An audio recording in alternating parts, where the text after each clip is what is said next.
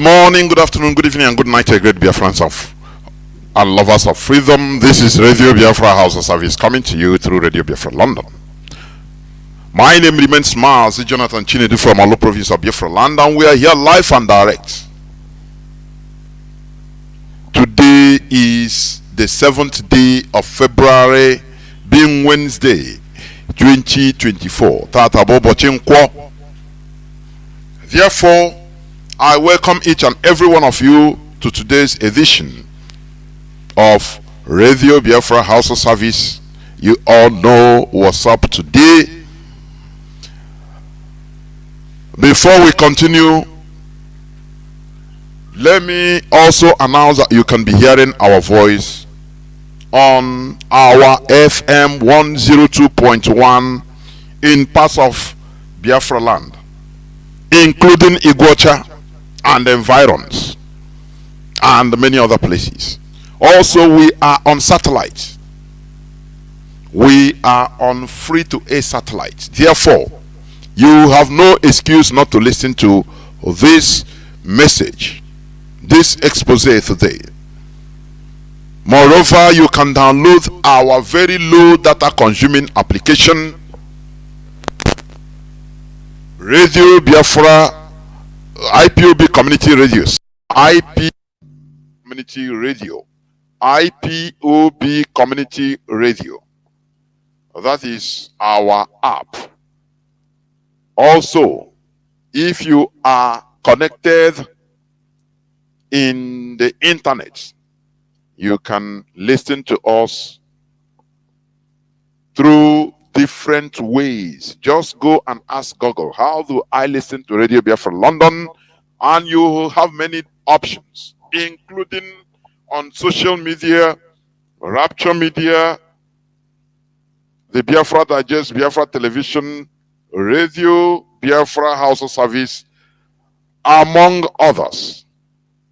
Therefore, today, as you may know, I am here with our GOC Mazi Chinasa Nworu, who will host today's program on an interactive session and the things we need to know as Biafrans and lovers of freedom. Therefore, without taking any much time, irrespective of whatever you are doing, because I know that some people might be watching the ongoing football, it doesn't matter, but tune in because in order to listen. Therefore, I will hand over the microphone to Mazi Chinasa Nworu, who will give us his introductory message.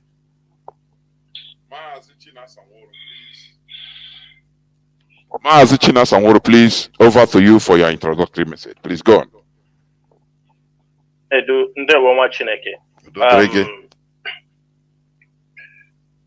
Biafrans and all the lovers of freedom, my name is Mazi Chinasa Nworu. Mazi Chinasa Nworu served the indigenous people of Biafra as a member of the Directorate of State.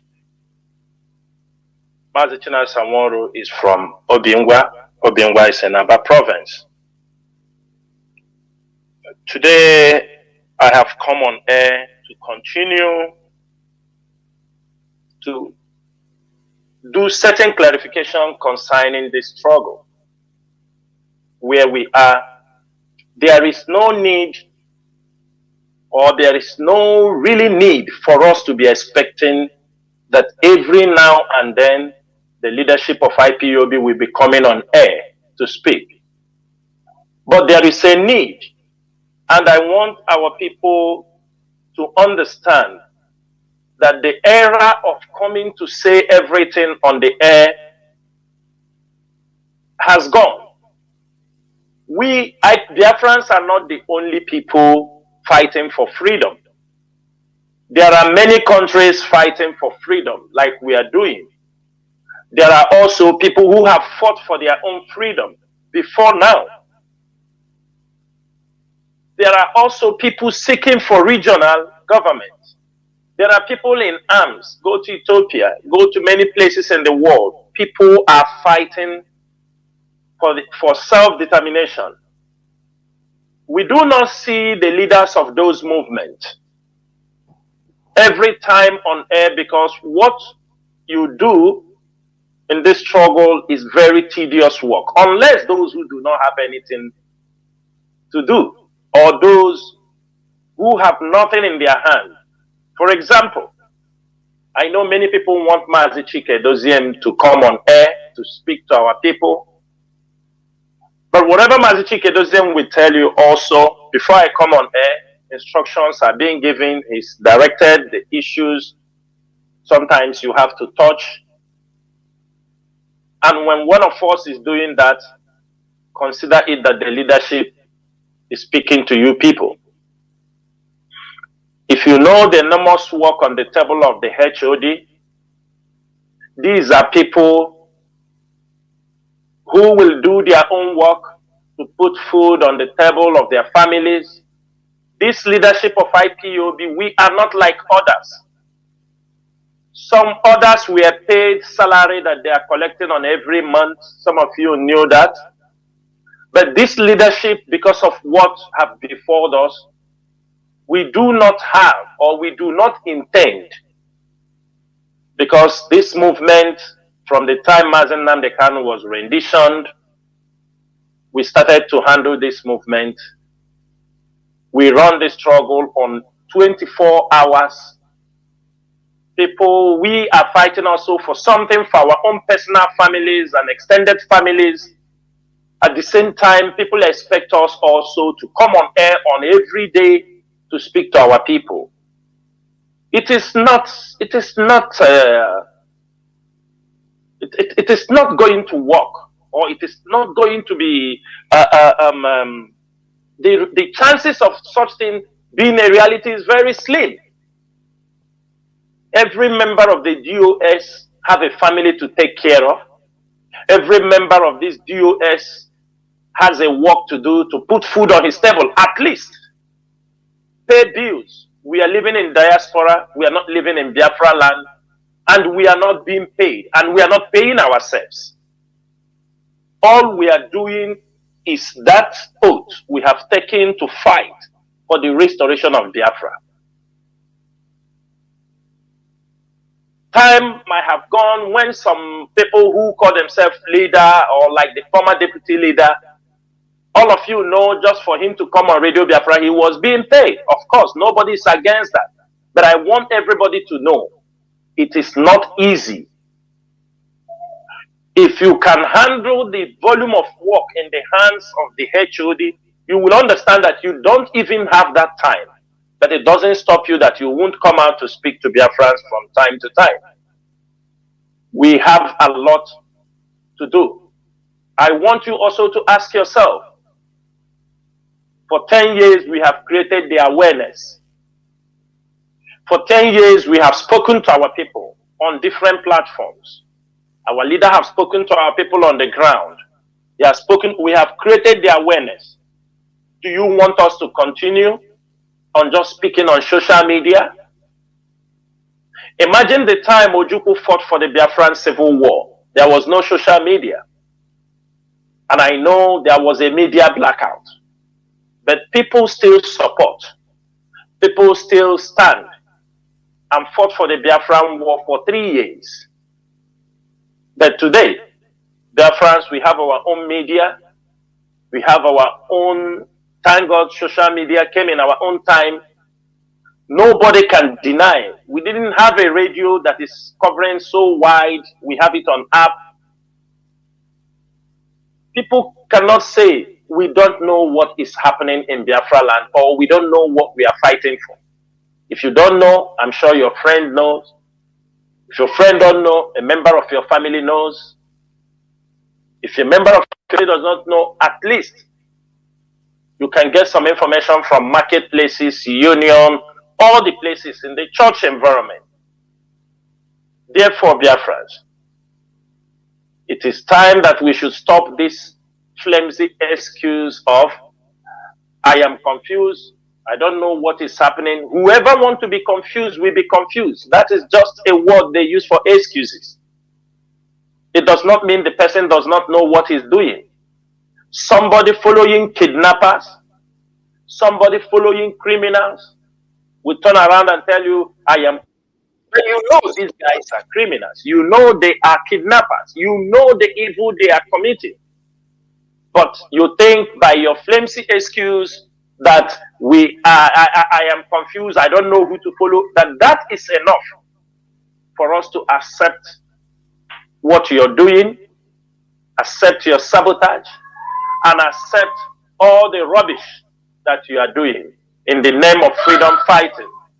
We do not accept people who have indulged in criminality and wants to come inside IPOB to clean their dirty linens in what we are doing. We want everybody in IPOB to be very careful of what he's doing. There are more Biafran sympathizers. There are more Biafran supporters. There are more IPOB members that you cannot see with your visible eyes. They are financial supporters. They love what you are doing. They want Biafrans to be free. That's why in my last broadcast, I advised Biafrans to be very careful of how they come on social media to cast stones on any dog that barks, or to cast stones in the market, because you don't know who is going to fall on his head. I can assure you and I can tell you that there are many Biafrans who support this movement in kind, in cash, in any means. They are supporting this struggle. But for the fact they do not join you in an IPOB family unit does not mean they are not supporting this struggle. And I want us to correct that impression. There are a lot of supporters for this struggle. If we destroy them, we destroy our movement. If we destroy them, we destroy possibilities of also moving forward. If we destroy them, we destroy our own people. I do not want us, like one of the broadcast HOD did, he said, if you want to get undiluted truth, come to Radio Biafra. Our information do not go through YouTubers or content creators, because they want to tell you something you want to hear. They want to, give you some butterflies in your stomach. That's all they want to do. So they can be cashing out through the YouTube channels. Here on Radio Biafra, we will tell you how it is. And most of them, they are all listening to Radio Biafra. Only when they take information out from Radio Biafra, they go and dilute it. They try to, twist it. Either it will be in their own favor or in the favor of what they are doing in order to have more followers and more listeners. But on Radio Biafra, this is where the leadership speaks. We know the reason why sometimes people want us to come and speak in their platforms. No, we decided we won't do that. Reasons are, we do not want to create some impression, because we realize that people took that advantage from our leader. When somebody just on social media invite the leader, somebody will go and facilitate it. Maybe because he brought money without knowing. Our leader goes there, and the moment he speaks in that platform, they boost all those platforms. It seems as if there is something there, but they don't know. They were all traps. They were all planned. It was for a purpose. And most of you have seen what those things have cost the leadership of this movement and the Biafra struggle at large. People will come. If you are not a well-known media house, the leadership may not want to speak through any other platform for now. They can grant interviews, written interviews. They can speak to, known media houses, we have our media and publicity secretary, we have the way we communicate. But apart from that, we might not speak to any person, any group hosting who might in one way or the other want to just use it to cash out, and on the other way around, make caricature of what we are doing. Without wasting much of our time, I would like us to go, because I think we will have more people who will make it more interactive today. We'll have people who might want to call in to ask some questions. And I am here to answer some of your questions. Mazi Chinedu, I will stop here so that we can pick up the topics we have for this program. Ndewo Machineke. Ndewo Mazi, ndewo Udodrege. Before we continue, let me also announce that our Radio Biafra is back on CHK 102.1 in these parts of Anambra and Delta states. Obaru, Onisha, Oka South, Oka North, Onitsha, Newi North, Asaba, Idemili South, Idemili North, and many other places within Anambra and Delta states. Therefore, you can kindly tune in on 102.1 on in these areas, please. Mazi, before we go into the main topic, like what you said, which means, to make it clearly, does it mean that no member of the VOS is being paid by IPOB? Is that what you're talking about? Is that what you mean, please? Mazi, exactly. Exactly. That's what I'm saying. That's what I'm saying. Thank you very much, because we all understand how difficult it is for us to take care of our family, both far and near, siblings, all are somebody in the diaspora you have to. And after, you also have to take care of a Biafra business, honestly speaking. Talk less of people like Mazi Chinasa and the DOS in general. It's highly challenging, honestly speaking.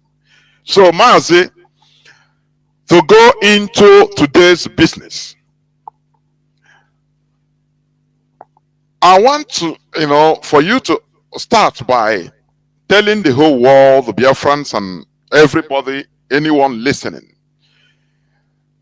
Mazi Nnamdi Kanu has been going to court, and we have all seen what happened and what has been happening until reaching the apex court of Nigeria.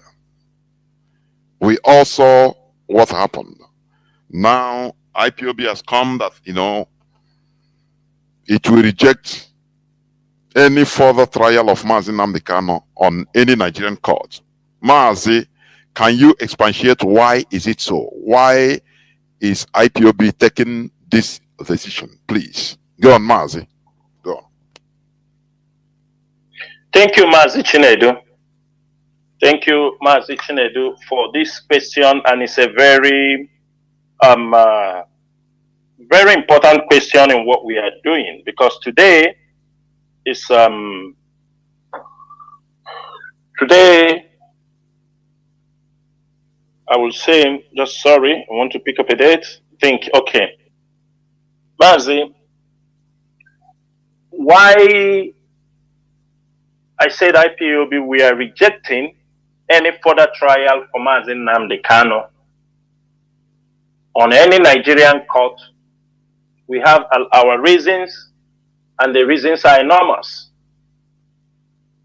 I don't know,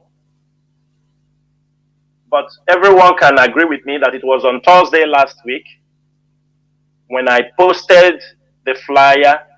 It was on Thursday or Wednesday that I put on Wednesday or Thursday. I posted the flyer that I will be coming on air to speak, when already we have gotten the date that Mazi Nnamdi Kanu will be going to court on 8th of February.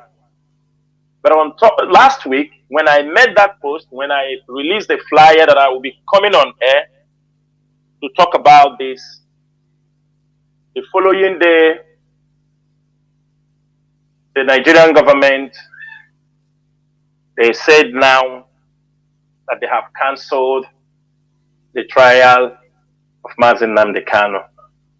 I do not know if it helps me, whether they want to hear what we are going to say. But one thing is this. When they gave this date, everybody, the expectation was high. Let us come and see. But for some of us, we know what they are coming to do in the Nigerian courts. Today, we also made a post that they have cancelled the court date. This court date was cancelled on Friday last week. And there was no reason why they cancelled the court case. Now, today, I didn't want to announce to our people, because there are people who say now they are the one in charge of the court. You can see them ranting all over. They say they are the one in charge. They have kicked out everybody they want to kick out, so that. But from early in the morning, we started getting calls, people who say they were moving to Abuja. We knew they have cancelled the court case, and we were expecting them to announce it by themselves, because they are the ones that got the date. Now, we don't know how they got the date. You understand me? And this is the first time since rendition of Mazi Nnamdi Kanu. This is the first time a court has given a date and they cancelled it with no reason. The case, they didn't even wait for the date. They cancelled it. This is the first time it's happening. This is the first time it's happening. Mazi, before you continue, yes. There's something I want you to also make it clear. So, because you know, English is not our language. Because some people used to we say it was adjourned. You know, and we all know that it is cancelled. Cancelling means it never existed. There was no court sitting at all. Had it been there was court sitting, even the judge didn't come, they will adjourn it, right, for any reason. But this one, it is cancellation. So I want you to make it clear to people. Yeah, Mazi. Yeah. We do not know the reason why they cancelled it. Only those who got the date can tell Biafrans why the date was cancelled. But they say it was adjourned. For me, I do not agree it was adjourned, because the court never sat, or they didn't sit at all. So, and even if adjourned till when? For now, there is no date. Nigeria, I don't think Nigeria is even prepared to come out for now. Sooner they will tell you they are going for Easter break and all this kind of stuff. So the court date was cancelled. And why we came out to tell our people that the court date before they now followed, to come out to tell the people, because people have already started traveling. Somebody already, informed me that it's already in Abuja. Do you understand me? He arrived this early morning, and a lot of people were on their way to Abuja. Calls were coming in from left and right.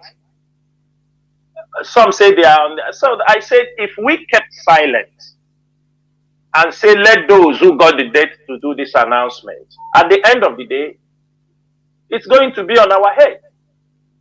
At the end of the day, then I contacted the HOD. I said, this is the situation. People are heading to Abuja.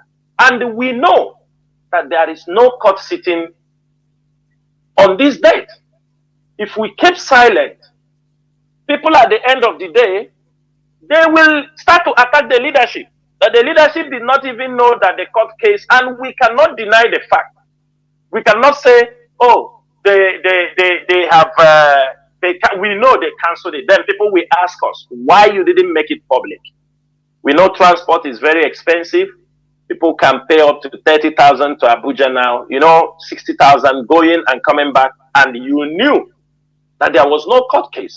So that's why we found it necessary to come and announce our people that the court will not be sitting. For those who were traveling already on their way to Abuja, some of them might stop along the way and turns back to their homes than moving to Abuja, and people have to be very, very careful. So that is what happened today for the court case. And I'm using this opportunity also to tell our people the court will not be sitting tomorrow. It was cancelled. And for now, we don't know the reason, and there is no new date. They have gotten that Mazi Nnamdi Kanu will come to court. But straight to the point, the main point, while we are rejecting and objecting any further trial for 2 years, yet 6 months, we have followed for the fact that we didn't know what happened to Mazi Nnamdi Kanu. We don't know how Mazi Nnamdi Kanu fall in the trap of these people. Because of that, there are many IPOB members that have been killed for this cause. There are people in IPOB who say that they support the leadership of IPOB. They don't know. Some of them were killed. In Imo State, there are coordinators. There are ESN officers who said, these people you are saying they don't know about the kidnapping and rendition of Mazi Nnamdi Kanu. We do not believe in any other person. Some of them, they busted their rooms and they killed them. Many of you do not know the number of people that were killed because they said, we do not want to follow any other people apart from the leadership, Mazi Nnamdi Kanu. They call them saboteurs. They call them DOS members. They call them, people were killed. And as long as I know this, I will stand up for these people who defended this struggle with their blood, with their life. And every one of you knew that the moment Mazi Nnamdi Kanu was renditioned, it was blackmail and the accusation left and right from the siblings of Mazi Nnamdi Kanu, from people, the women, some women in America. I will come to that later on. There were all kinds of accusations. And all that time, you know, when people are accusing you, it's not every accusation we just look and go say, no, people have been accusing us. Money, sold Mazi Nnamdi Kanu, millions sold Mazi Nnamdi Kanu this way. We say to ourselves, there is something beyond this thing they are saying. People are accusing us. People coming out, talking. They say, you people sold Mazi Nnamdi Kanu, you people did this. Only a foolish person will listen to all that was done to this leadership and the person will keep silent. Only a foolish person. Every one of us, it disorganizes our families, it dislodges our businesses, it destroys many things we do in life. Because you were worried that you can be walking even on the street and somebody will stab you for selling Mazi Nnamdi Kanu. And those who are seeing Mazi Nnamdi Kanu for all these years, and I am sure they are communicating with the leader, but even if when the leader tells them that the leadership do not know what happens to him, they found it very difficult to come, as they come to defend and talk other things, they found it very difficult to come out. Apart from to come out and say, these people do not know what happened to the leader. He confided in us. He told us. They know the reason why they decided to keep it to themselves. It was after 2 years, because I continue to push on that particular issue. After 2 years, then one of the lawyers came and wrote it that Onyendu said and give it. This is to clarify this thing. I told him, okay, we have heard. It is too late to even publish that document for anybody to see, because 2 years has gone.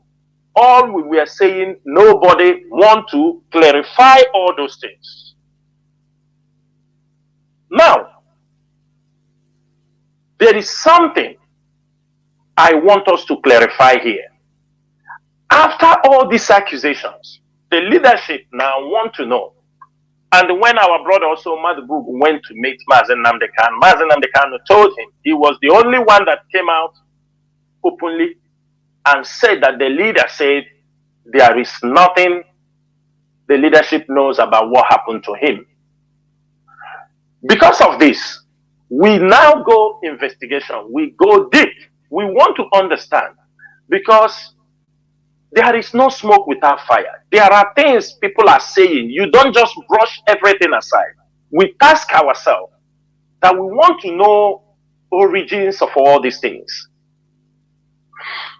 Now, also at the same time, we are making inroad. We want, some of you sometimes you come out on the social media, you insult, you talk.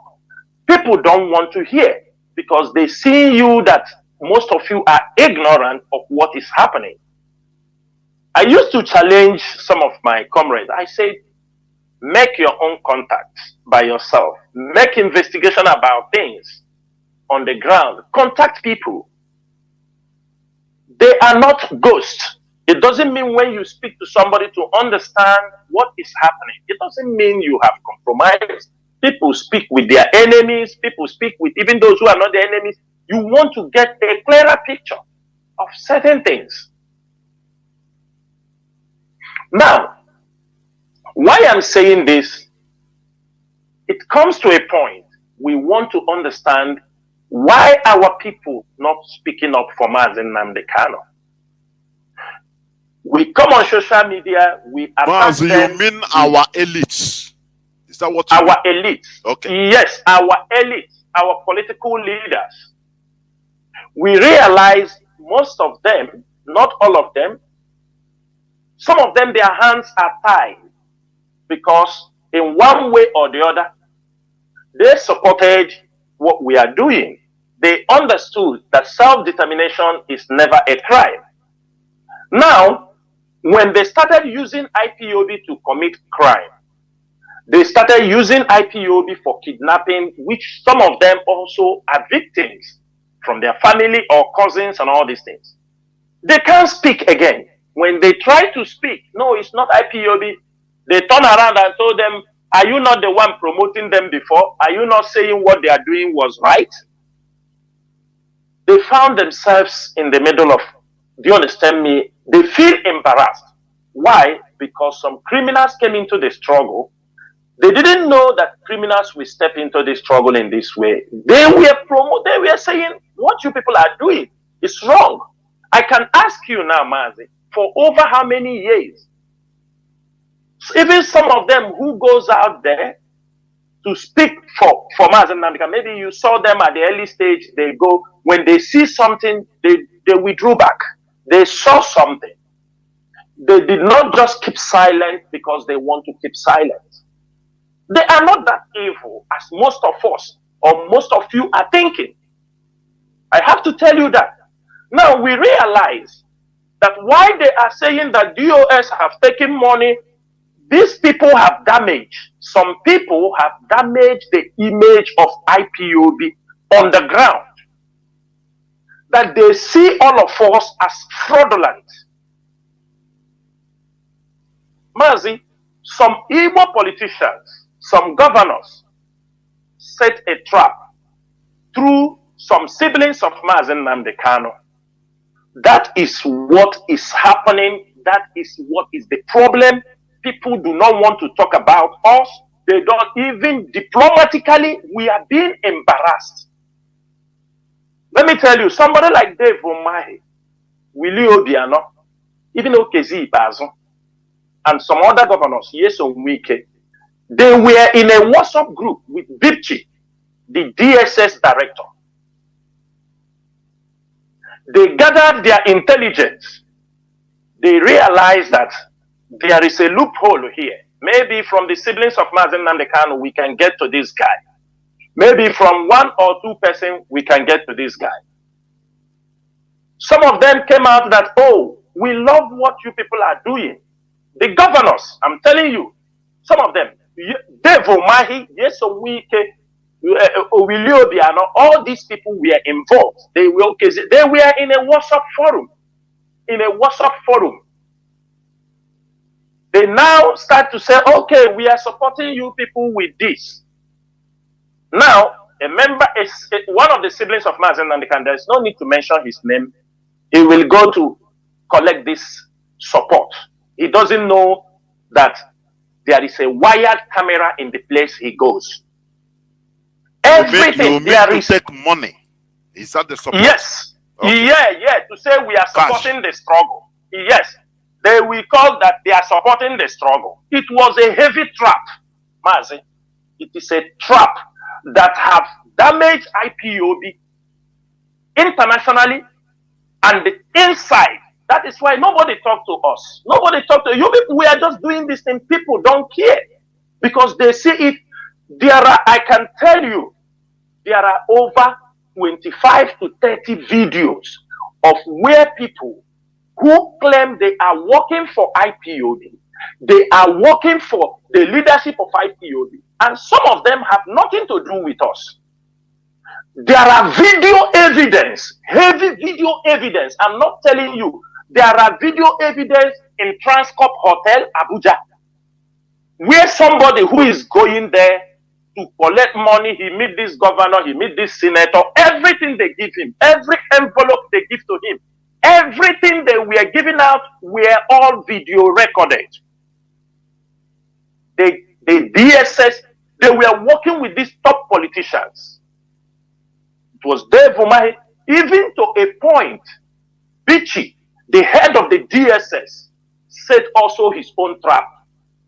Dish out the money also. And one of them also went to pick the money. They have the video. They have video evidence of all these things. Now, when they have trapped them, that is why sometimes if we are talking right, these guys are talking left. If we are talking left, they are talking right. They don't want you to come even close. That's why when they hold Mazi Nnamdi Kanu, it was all about money. People were confused. They have stolen money in America. What they were not even talking about, how do we handle this problem? This is the blackmail behind the continuous detention of Mazi Nnamdi Kanu. I am making it very clear because if we don't understand this thing, people will be talking rubbish. That is one trap they have circled Mazi Nnamdi Kanu. The Nigerian government now uses these videos to blackmail Mazi Nnamdi Kanu internationally. They use it also in Kenya to convince the Kenya government that the Biafra struggle and all these things, they use it in many countries. There are places we have been confronted that the Biafra struggle is not for struggle, it is for fraudulent activities, just to carry money from people, do this thing, and the leadership, and many of, we don't know about this. It was a trap the DSS set. That is why greed is very, very bad. So, Mazi, what you are saying, which means, yes, these people, they are, whenever they are going, they say, okay, they also mention DOS, that it is for the DOS, they are representatives of the leadership. Mazi, is that? No, they go as the leadership. They go in there as the leadership. They are the leadership. Of IPOB. They're giving them of IPOB. They go in there that maybe in the sense that, my brother is there, or there was this thing. I don't want to reveal more things, but I'm telling you what, we need to also be very diplomatic in what we are saying. We have information more than we can disclose on the air. But I'm telling you, Nigerian government use these videos. Now, the first video, this video of money, they feel it was money that we were defrauding our people. They use it. I'm telling you, a diplomat told us when we are talking about Mazi, he said that you people were fraudulently defrauding your people that coming to carry money. There are video evidence. We were shocked. Now we have to go down, go back to investigate, even try to talk to some of our people, some elite. Why are you people not talking for the release of Mazi Nnamdi Kanu?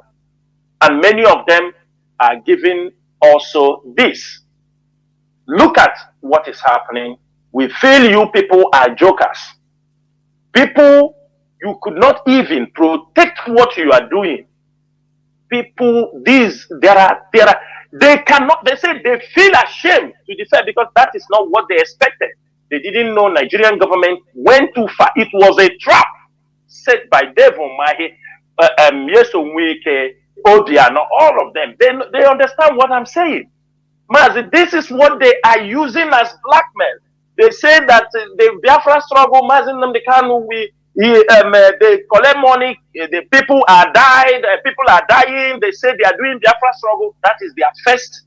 Then the second one was when they hold Mazi Nnamdi Kanu. They now push the criminals. That is the second part of it. They now find somebody who they will say he's taking over from him. They start to commit heinous crimes against our people. That was the second phase of how they want. When we talk about how to destroy IPOD, that is what the plans are all about. Number one, they have circled Mazi Nnamdi Kanu with people, I don't know, you understanding me? You send them, some are not, there are different people anyway, but there are videos from Transcorp, Abuja. There are videos from Omoahia. There are videos from Ebonyi. There are videos of different places that was, and some from some businessmen also. The videos are there. It is used for blackmail, diplomatically, and everywhere. Sometimes you talk about things, people that are looking at you. Now, they enter the second phase where they use these criminals, start committing heinous crimes. Why we said we are not continuing in the court case is we realize that as the Mazi Nnamdi Kanu have been discharged and acquitted in the Supreme Court, in the Appeal Court of Justice, they went to Supreme Court. Let me say, this is common sense. The Supreme Court said that it is unfair. It was not right. It was not right to remove the bail for Mazi Nnamdi Kanu, right?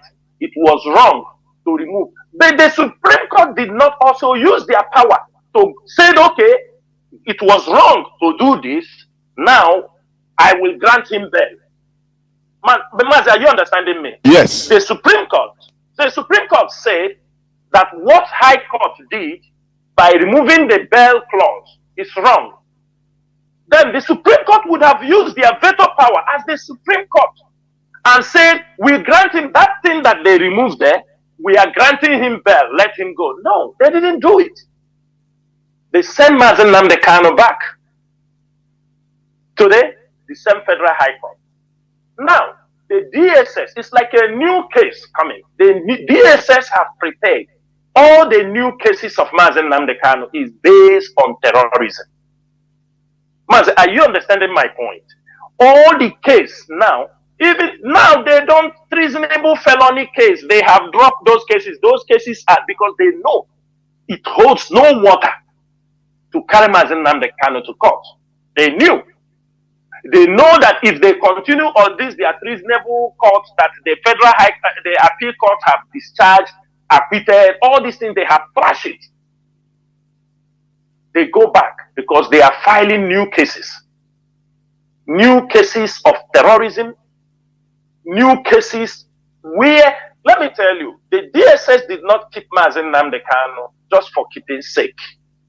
They kept him so they can extract information from people around him, the information that is being given out to connect the dots. Who and who? What did this person say? Who is it communicating? They are keeping Mazi Nnamdi Kanu to be able to connect the connections with what they have in Mazi Nnamdi Kanu position when they hold him. Do you understand me? In the court, they brought 2,000 pages of communications, evidence. People they were communicating, that is the one they brought that time. Remember, along the line, they brought these ones what they brought. People he was sending message, and we have been shouting, do not go to Mazi Nnamdi Kanu thinking it is just you are going to DSS headquarters. Be mindful of what you are talking. So with the crimes that are being committed in Biafra land, with people who are going to Mazi Nnamdi Kanu to come out and still deceive people that everything is fine. They go to the DSS, is all of them going, every one of them visiting Mazi Nnamdi Kanu is being monitored heavily. They monitor them heavily. They know I'm saying it so that tomorrow people don't say DSS didn't talk. Even if they whisper on his ear, the place they keep Mazi Nnamdi Kanu is fully wired.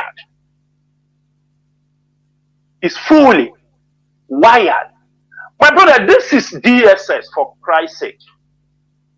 Even if they take somebody telephone and make call, DSS is hearing it. Even if you say, I beg, give me your phone, I want to call. That call you make, they have embedded the voice of Mazi Nnamdi Kanu, if care is not taken, into their system, that anytime he speaks, it will catch immediately. It will signal. They start hearing whatever he's saying. You know, people think, oh, they keep him in a room, a visitor comes, he's in the room, they close, they are talking, they think all is fine. From the things some people are coming out there and communicate people outside, communicate, DSS have all these informations, many of them. When we are shouting, all you see they were doing, people were trying to protect the rubbish they have caused our leader. That's why you see them, everybody, if you talk, they were trying all this. They attack this person, they attack this person, they attack. You are this, you're that, you're this, you're that. They are trying to connect everything. And we have sat down and watched how the game has been played. We have now realized that, hey, these people have committed Mazi Nnamdi Kanu. These people have gotten things. Only IPOB can defend all these things they are running around. They are wasting time. Mazi, only the innocent, only the bold can confront Nigerian government. If you have taken bribe from Nigerian government, from some Igbo politicians, your mouth is sealed. They cannot talk. If they talk, they kill them. If they talk, they kill them. Don't think that the DSS, they are jokers. They are not jokers. Forget about this thing, we come, we talk. They are serious. It comes to Onyendu health issue. People, some of them will want to play politics with it. There is nothing to play politics.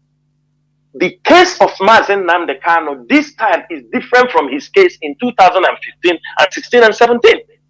Totally different. It's a serious issue.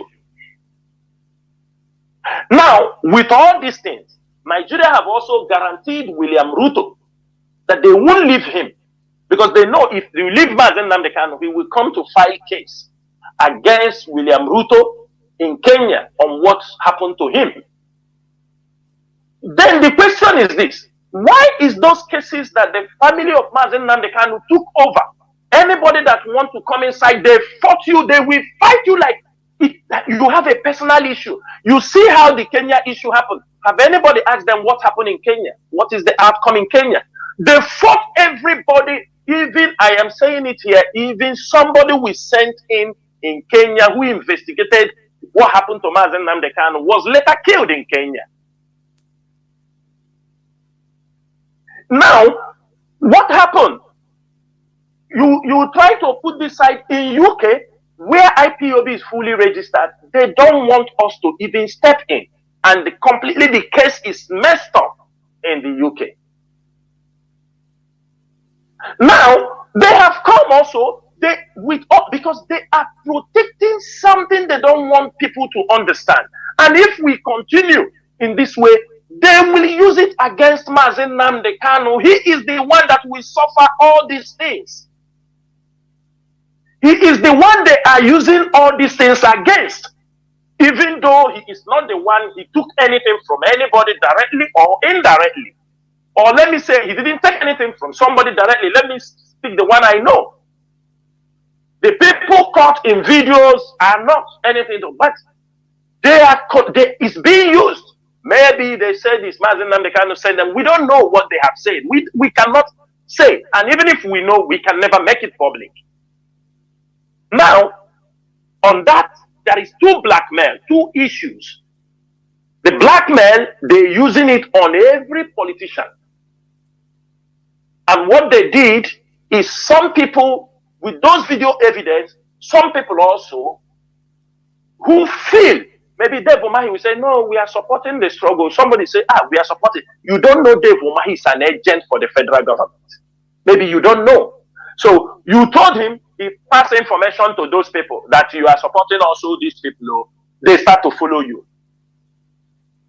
And many of them become scared because in one way or the other, they are being blackmailed. It is being used against them by the DSS. I can tell you DSS have spoken to many Igbo businessmen. Anything they tell you, you are sponsoring IPOB. They told you, I want to tell you, sometimes think about MFLA for DSS to say he's sponsoring IPOB. Maybe somebody also might have gone to MFLA and took money from him, deceived him, and DSS, do you understand me? Or DSS also might have sent somebody to him. He may have the love to support the struggle. Maybe it's the DSS that sent somebody also to MF and he say, support these people now. He support. He don't know they have trapped him. I don't know if you understanding the connections, the game they have played around the leader of this movement and around this struggle.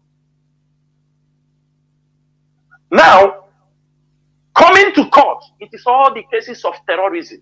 Every case they are bringing, they are updating to bring Mazi Nnamdi Kanu to court is all crimes that he did not commit. They are crimes that he was inside, even if he is still inside, and being committed by these criminals and autopilot. That is the crimes Nigerian government are filing and the gathering against Mazi Nnamdi Kanu. That is why when we got this information, got this intelligence, have it, that's why we said we are not accepting further court trial because the people swear that they will jail Mazi Nnamdi Kanu. One of the politicians said that Mazi Nnamdi Kanu said they cannot jail him. Nigerian court cannot, that he will see them jail him. That is what the politician said. And if you got for that. For you to know the gang up against Mazi Nnamdi Kanu and the Biafra struggle. Now, as they have ganged up for all this, they have ganged up against how they will, because they want to bring him down. And I can tell any one of you that the leadership of IPOB, as long as I know, we do not have any clue, any idea if anybody from all those people are supporting this movement. Me, Chinasa Nworu, I don't know. I have never heard it before. Every one of you can agree that we are the one sponsoring this struggle. Yes, Mazi Nnamdi Kanu is the head. People may give donations. We are not being informed. It's very clear. I'm saying this thing for people to know. All those people claiming, people say that Chinasa Nworu, the money they are gathering is just the DOS that are managing it. Chinasa Nworu is richer 10 times than Ifeanyi Oba. All these things continue to blackmail people, shifting blames of all these things on people who have no information of what is happening.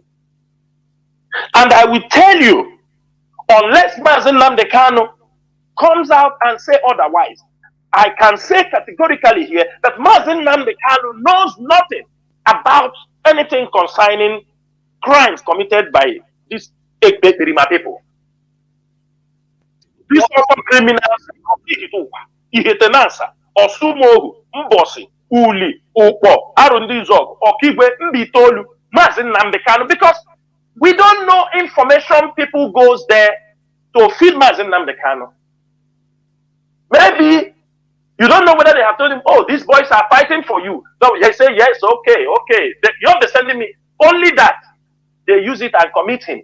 That is why I want every IPOB media warrior this night.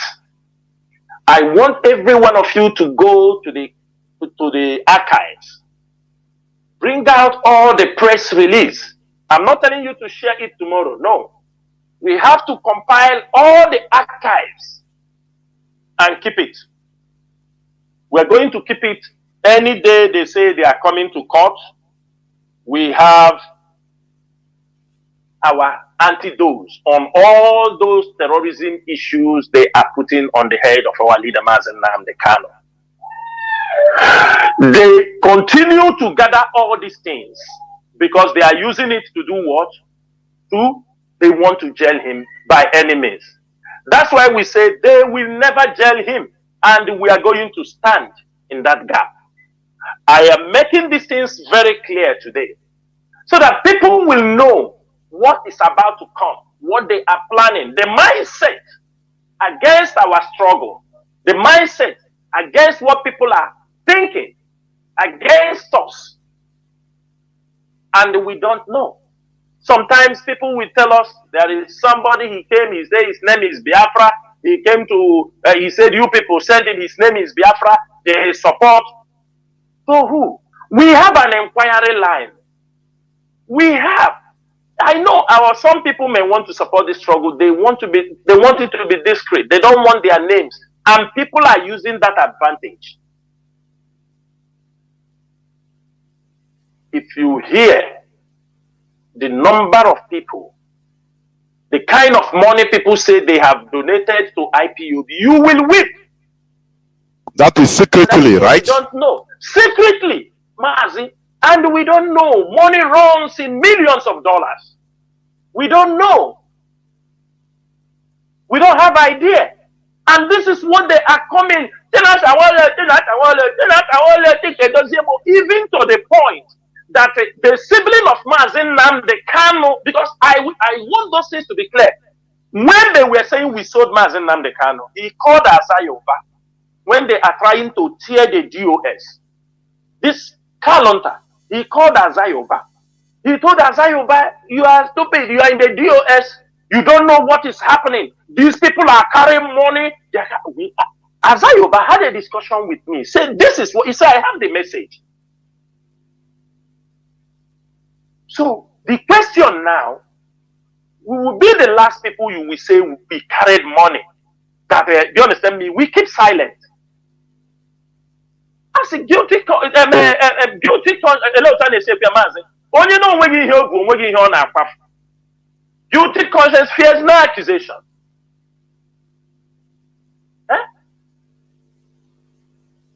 They continue to rope this thing that I am telling you, if you come to our land now, they believe the whole DOS were corrupt. They are the ones sending these people. Mazi, there are video evidence. I am telling you. Many video evidence of people collect. They were all videos. I'm telling you the ones I know. The ones I have been able to have the opportunity to know. The DSS have many, more than we don't know. Because there are videos from Transcorp hotels where these governors used to stay. They will go, they give envelope, they make videos, they have videos. It was a trap they set for them. I came here last time, I told you one of the Devomahe, Stanley Okoro, he was the security, the commissioner for Homeland Security for Devomahe, Stanley Okoro. All the money he was bringing to some of them, he had the video. It was a trap to damage the image of this struggle. Some will say that IPOB have liquidated, they don't have money. I ask, is IPOB a company? How is it liquidated? That is why also when the rendition Mazi Nnamdi Kanu, some were telling us hand over ESN because it's liquidated, they don't have money, no money again. So why we hand over ESN to the governors? Why we hand over ESN to the traditional rulers? Why? Why? Can I understand what is happening? The attack come against me. oh, Mazi Nnamdi Kanu have done this, Chinasa and the Madubugu have done this, they have done that. Because we said no. No. We cannot. These are men who volunteer to defend the land from the Fulani herdsmen. These are men who are keeping our farms safe from people. If you think that ESN is not keeping the land safe, tomorrow we will have a meeting. If we have an anonymous agreement, we withdraw ESN from all the bushes. We ask some of them to find one place or the other. Let you see. You will see what will happen in Biafra in just 1 month. But is that the wish of Biafrans? No. Will our people be happy that ESN are withdrawn? No. And since Mazi Nnamdi Kanu is in detention, who knows how ESN is being sponsored? It is IPOB. And my thanks will always go to the IPOB Europe, the coordinators in Europe. My thanks always go to them because they are the pillar that have held this, especially on the movement for our men to continue to protect the bushes. If people if you think that it is easy, tomorrow let us call these men. We told them go for 1 month, just go for 1 month break. Let us see what will happen in Biafra land. For you people to understand the fear of ESN is the beginning of wisdom for Fulani people and Fulani herdsmen. Imagine the state where they are own, imagine like Imo State, a state where the governor is bringing them in. Those things, those people they are bringing, they can't do it in some other states. They have come already and they know what happened to them. Do we have to come on social media and start making noise? The order is there. If any Fulani man, Fulani herdsmen, leave Fulani now, bring it, they want to be Fulani dog men. They want to bring dog. All of them are Fulani herdsmen. You bring dog, you bring cow, you are Fulani herdsmen. How can Fulani, Fulani herdsmen will no more come with cows. They are now coming with dogs. To do what? All these things are things they have used to make sure to blackmail Mazi Nnamdi Kanu. To make sure as they are coming up for this new court case. I am shouting it on Radio Biafra. We are not supporting any further trial. We must make sure that Mazi Nnamdi Kanu is released from the hands of the Nigerian government without further court trials. And I'm making it very clear today. We already have our intelligence report, those behind everything. For now, it may be okay for you, but tomorrow, it's not going to be okay. And let me tell you people something. It is to jail Mazi Nnamdi Kanu, that is why Nyesom Wike is made the FCTC minister, where he will be in full charge, the judges, everybody.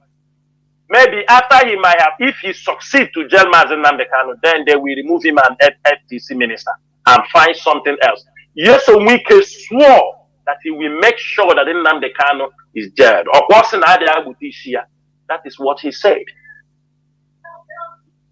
That is why he fought. They gave it to him because there is a job he needs to do in Abuja. Make sure. You don't see just when Kalu Agadi just show a Mazi Nnamdi Kanu's distance, they immediately pop. He catch his property, mark it for demolition. Don't you people see it? Don't you people see it, or you are not connecting the buttons? Mazi Nnamdi Kanu freedom needs radical activism. The new sound that have come, we have not heard him talk. He only tells us is the wish of God. This is not what we need. People are not standing up. It is not only IPOB we do this job. We are doing, but we need. We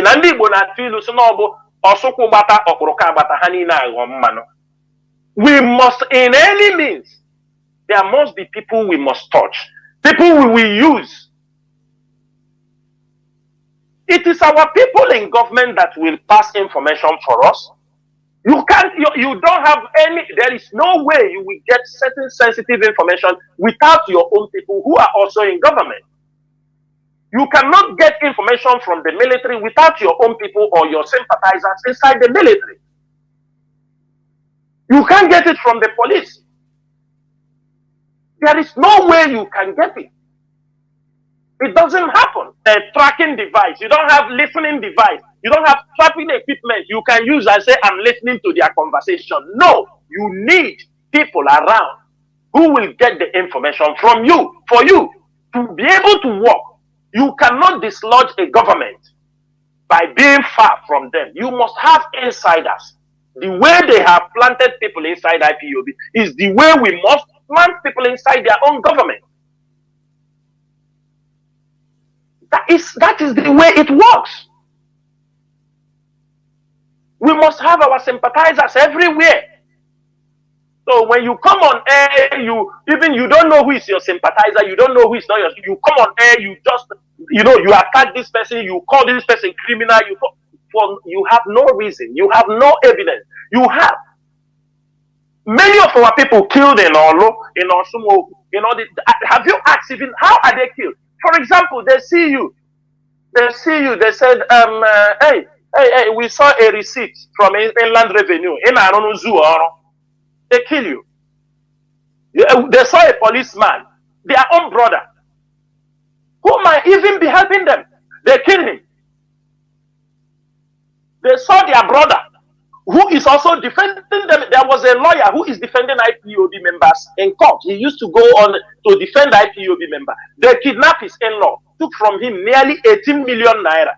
And today that lawyer doesn't want to hear anything about, because he was calling. He said, how can this be? They took from his brother 18 million naira. The lawyer said he won't support us any longer. He won't go case for any IPOB member any longer. This is not what he think IPOB is supposed to be. That is, they kidnap his brother. Is that what you mean? They kidnap his in-law. His in-law. Yeah, criminals. In the name of IPOB. In the name of IPOB. And this man has been defending some IPOB cases. He has been bringing out some people out. And after that, he said, please, I don't want to do anything with IPOB any longer. I don't want to defend. Do you understand me? You can't convince him, because they told him it is for Mazi Nnamdi Kanu. They don't care. He said, I am bringing you people out. They refuse. Even some of these criminals, there are people they have kidnapped, take away their cars. I'm saying it on air. The people told him, I am brother to Barrister Ejiofor. They say you they lie. At the end of the day, the person will go to Ejiofor. Ejiofor take telephone and speak. Said, no, this is somebody, do you understand me? I know I like this. The person said, when there was somebody, a well-known person in IPOB who is committing crime before he kicked out of IPOB. He thought the person was lying. He thought the person was lying. He was shocked. Those confirmations led to expel him, because those accusations was coming. He was the one negotiating for people. He was shocked. All these things are things they have managed to use it to blackmail IPOB, to damage IPOB. And it was not a mistake. Whatever you see the autopilots and their chief criminal are doing, it is not a coincidence. It is a well-orchestrated plan. People are sponsoring, channeling them for you to see them. Every one of you, do we even reason for all these years they were dragging the name of ESN, using ESN to raise funds? Many of you were supporting them. Now, today, they now tell you nothing like IPOB, nothing like ESN. Now they have formed their own. Are you people now happy? People that came on air say they are making vote of no confidence. They've removed the leadership. They removed with some women in America, like Bridget. After all those things, After all those things, they still come back and they come from the back. They want to join the DOS because they could not achieve what they were asked to do. If the DOS are not men of integrity, this struggle will tear down. I'm telling you people, if these people in the DOS are not men of principle, the struggle will tear down and nothing nobody can do about it. This struggle will destroy. It's because we stood in the gap. We know all their dirty plans, all the things they are gathering, the information, the intelligence they have gathered, they will use to persecute Mazi Kanu, to prosecute him.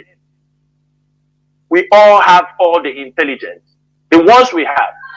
But we know they have, there are ones they will not tell us. There are ones they know that there are nobody. Everything they are using, anything they are using, that everything they are doing is for a purpose. And this, my message, will go to people, especially in Imo State. In Imo State, I mean Osi Hitokwa, Ihetenasa, Osumohu, Lilu, Mbosi, Azia, Opo, Arundizog, Okigwe, Mbitolu, Iseke, Uli, and the whole of Olu zone. IPOB do not have, and the ESN have nothing to do with all these criminals in your society. Because we hear communities, we hear town unions, when they talking about these people, they say they are IPOB. This is what they are saying. And I am asking all of you, is it true? I have said this thing from the time when they rendition Mazi Kanu. In IPOB, have you ever heard one day Mazi Kanu said that the name of ESN is Homoama? Have you ever heard that? Have you ever heard the name of ESN as Homoama? There, and I came on radio. I have said it on many occasions. Take this audio and spread to these places I just mentioned now. If people have committed crime against you in these places I mentioned, we have our IPOB inquiry line. I know not everybody, but you can send it in your town unions. Tell them, bring this complaint to IPOB. Some we can help. Some we might not help you. Reasons I say some we can help, if it is something on the process, there is we have our way we can bridge certain crimes that they want to commit. But if, for example, they have burned your house, they have killed somebody, we can't raise somebody who is already dead. We cannot raise the person. But and I can tell you also, we know many people committed crimes using the name of IPOB. And we have continually come here to tell you people and said, this is not IPOB. And the area these crimes have been committed, we came on radio, we told you we have nothing. In fact, for now, no IPOB meeting is allowed in Olu and all these places. Because of what? The level of criminality. Other places can be functioning, but you see this area that have turned into a criminal zone, and people are just only calling IPOB.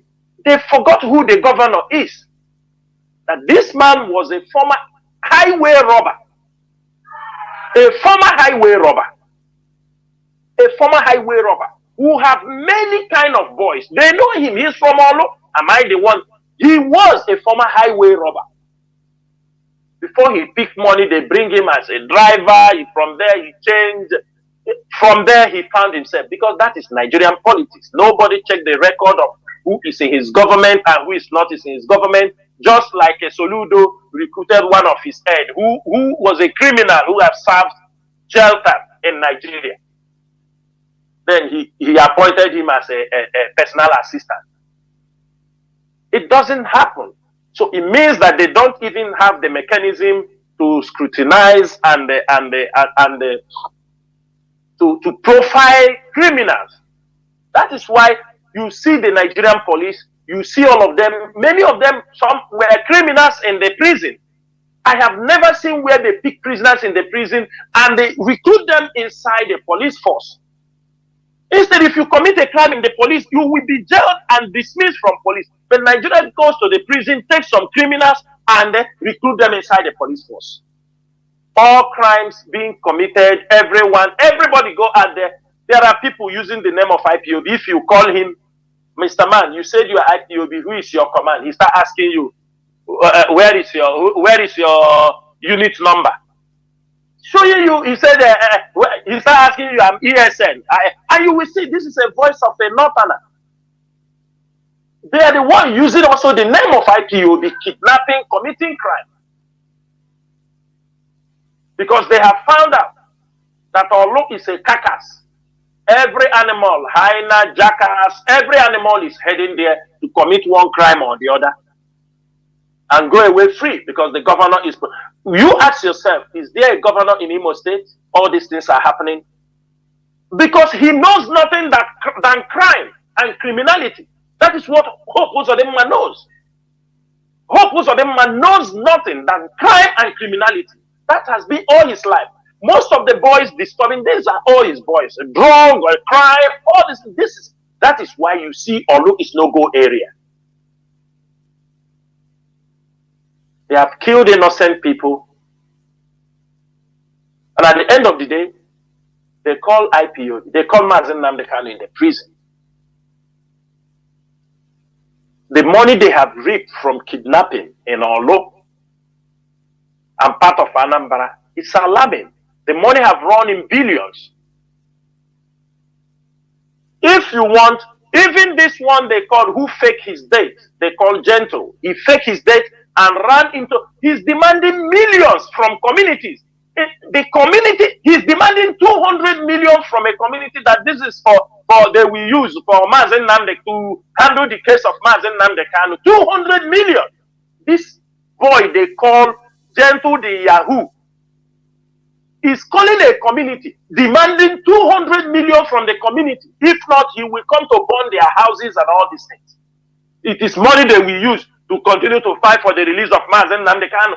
That criminal, all these things in the name. He is the one, he said he's Biafra Liberation Army. But we will get his voice of yesterday or 2 days ago, where he's claiming to be ESN. And the community is claiming he's ESN. But he parade outside as say his Liberation Army. But in his voice messages, in people he's communicating because they can't stop communicating. They need to continue to, do you understand, move in this act. They need to continue moving, communicating. They come on social media, that is what they do. They come on social media, they tell you we are Liberation Army. But when they make calls for kidnapping cases, people asking for money, they ask it in the name of Mazi Nnamdi Kanu, IPOB and ESN. Have you seen what these people are doing to this struggle? But 2024 is our year. And to implicate Mazi Nnamdi Kanu. To implicate him more. To implicate him more. And these are people who have committed heinous crimes in the name of they are doing Biafra struggle. Why they are criminals. Mazi, I will stop here so that also we can move further. When people ask questions, maybe some issues can also be clarified. Ndewo, Mazi. You have touched many things anyway. Let us move on to this conspiracy by some Igbo political leaders to assassinate many top IPOB principal officers and associates. Please, Mazi, what will you say about that? And how credible is this? There, Mazi.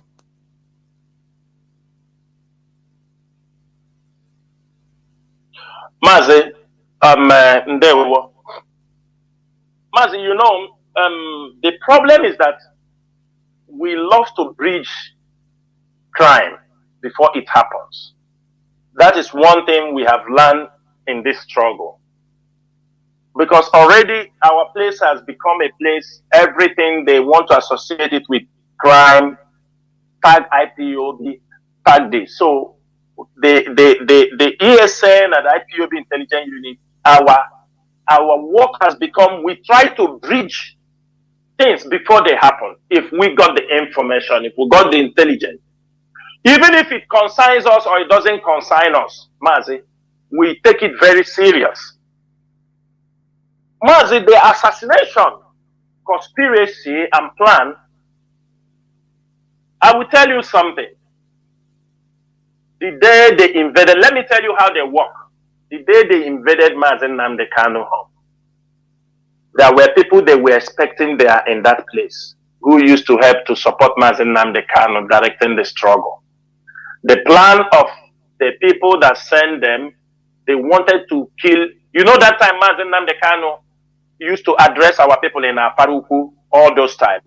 The Nigerian government and some governors, Dave Umahi and all these things, they believe there are people who are sympathizers to the struggle. They wanted to assassinate them together that day in the home of Mazi Nnamdi Kanu. Then fast forward to this issue that happened. In 2021, I will tell you something.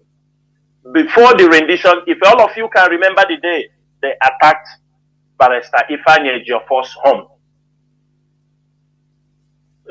Mazi, did you remember? Before the rendition of Mazi Nnamdi Kanu. I think everybody remembered it. We got the intelligence that some people are trying to attack Barrister Ejiofor.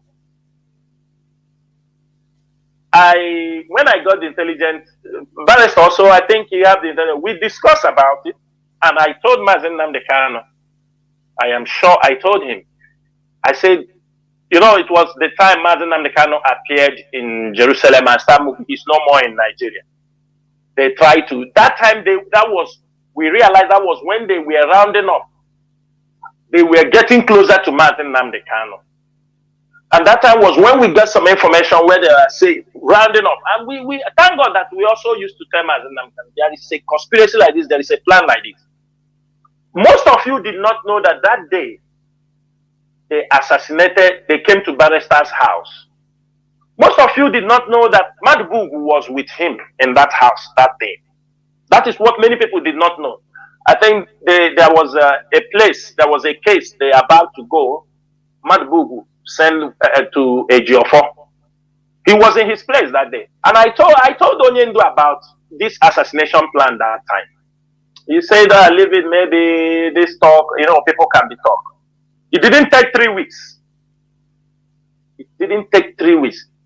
I think it's not up to 3 weeks. They strike Barrister Ejiofor's home, where they kill his personal assistant, that attack that happened in his place, with video evidence.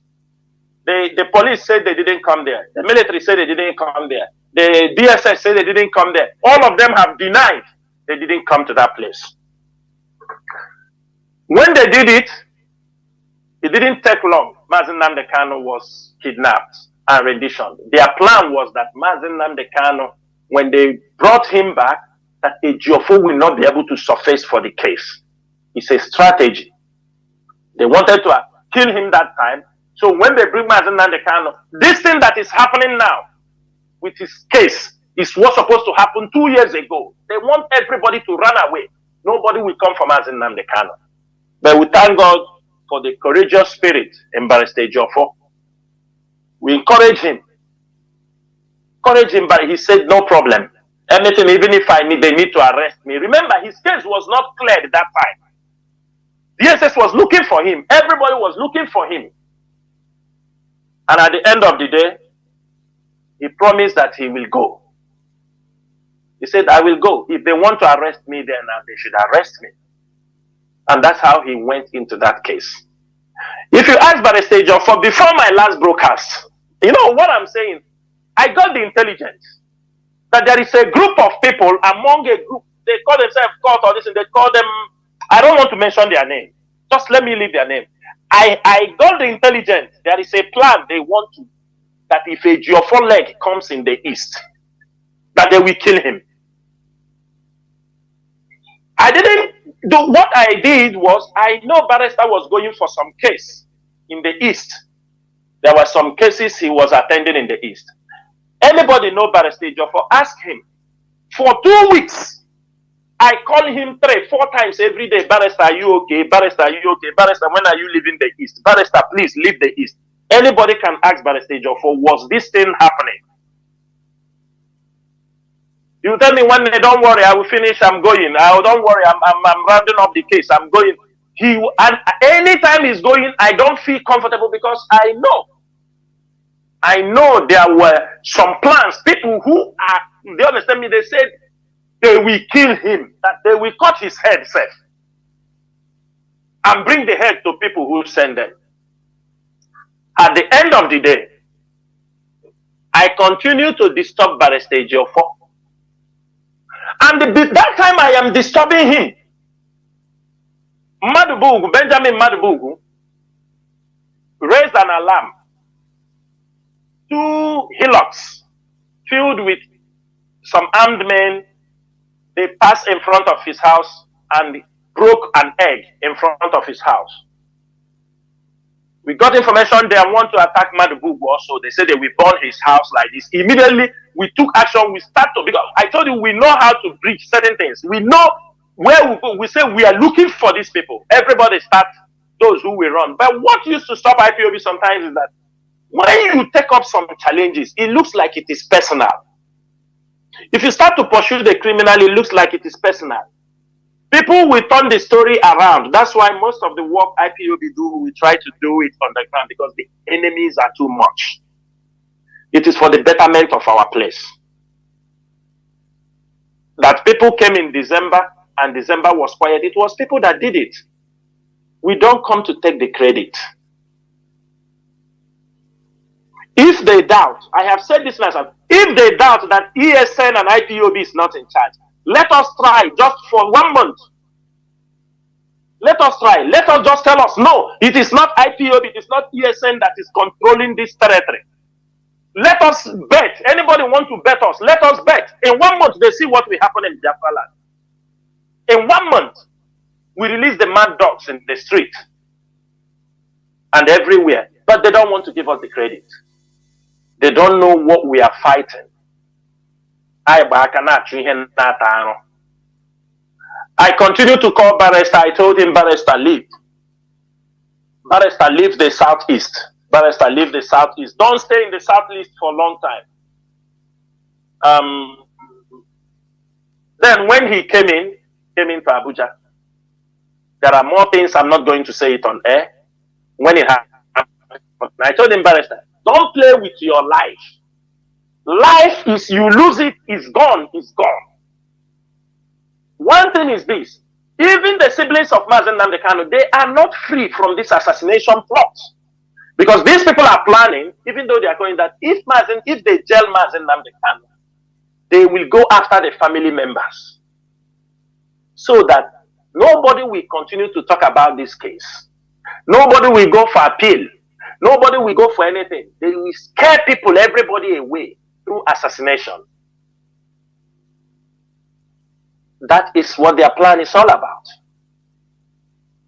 But let me tell you, one thing in this is both intelligent we have, and some of them were planning.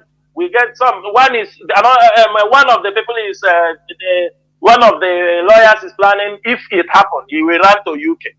Another one is planning to run to Russia. Another one is East Europe. All of them already trying to find an exit way in case if it happens. And Mazi Nnamdi Kanu is only the strong and courageous will face this case with Nigerian government. And it's only IPOB. Nobody. All these things his Mazi Nnamdi Kanu siblings are running. They cannot. This is bigger than them. It is not a family. Can you shed more light on the case they went in the Mazi Nnamdi Kanu family in London? What happened? You talked about, but you didn't finish it. I will come to that side. Okay. There is nothing come out from that side.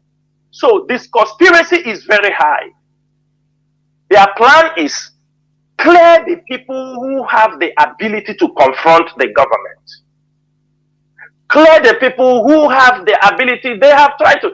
Maz, let me ask you people. For the past 2 years, you saw Ozekome, if he goes to any wedding, because he was the lead counsel, he go to wedding, he speak.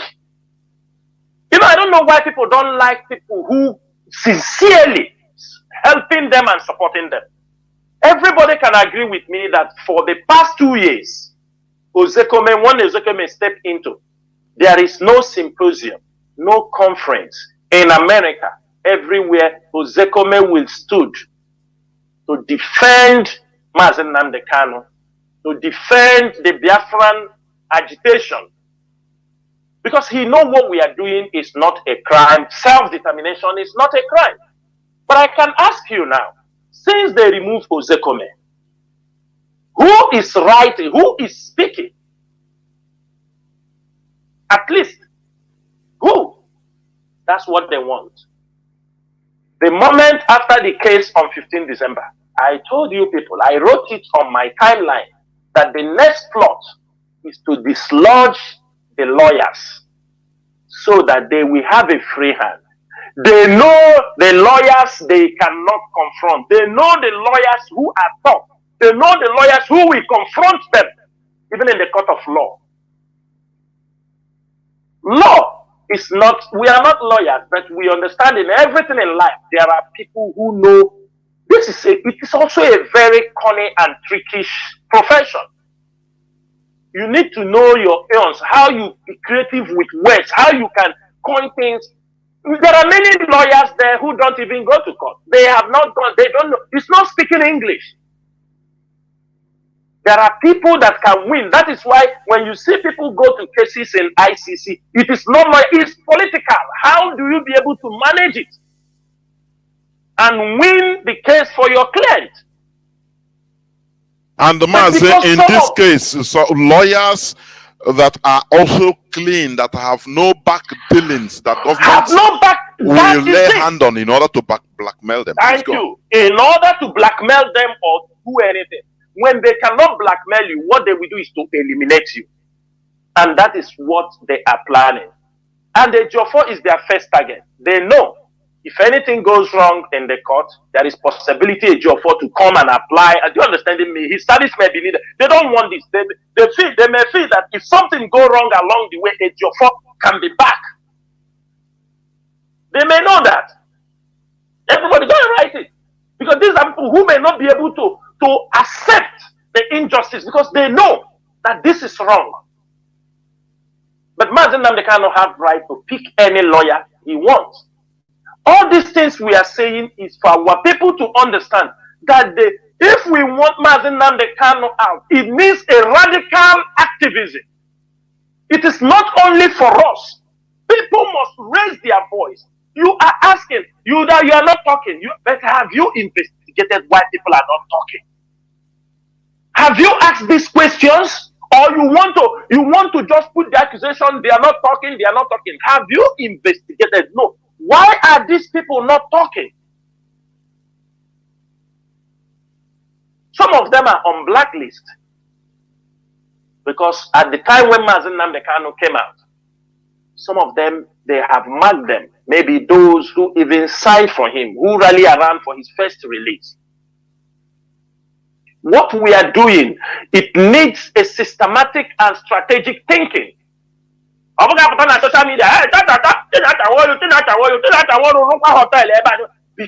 the people shouting Chinasa Nworu hotel, because their life is all about hotel, women, and this. That's why they are shouting. They have nothing in their life. In their brain is women and the hotel. Women and the hotel. They wake up hotel. They sit down women.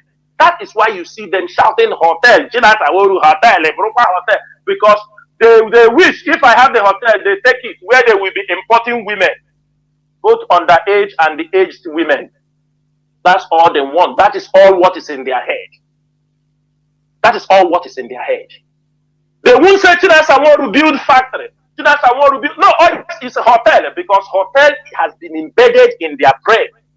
Because that is where they live, from home to hotel. with women, with all kind of, that is what is embedded in their brain. They don't think anything apart from hotel and women. That is what is in their mind. Mazi, the conspiracy to eliminate many IPOB principal officers are real. Reasons are, they are thinking. Why I say they are thinking is because they cannot do it. They are planning and thinking how they will jail Mazi Nnamdi Kanu, the terrorism cases, and they go in elimination of principal officers. People will be afraid even to go close to Mazi Nnamdi Kanu, to go and even talk about his case. And that is what IPOB will never allow it to happen. And I make it very, very clear today. If Nigerian government, the DSS, and the Igbo politicians who want Mazi Nnamdi Kanu's dead, any attempt or any assassination against any IPOB leader, any assassination attempt against the siblings of Mazi Nnamdi Kanu, any assassination attempt against Barrister Ejiofor, IPOB will do something people will not like. That means you people have opened a chapter of assassination. That is only what I'm going to say. If any assassination on IPOB members, barristers that are guiding this are going for the cases of IPOB, because they are not much, only few can stand for IPOB. Irrespective of our differences, I won't be a party or hear that somebody tried to assassinate a member, a family member of Mazi Nnamdi Kanu. It won't happen. If any nonsense happens, nobody will walk freely in that region. That means Mazi, I will stop here.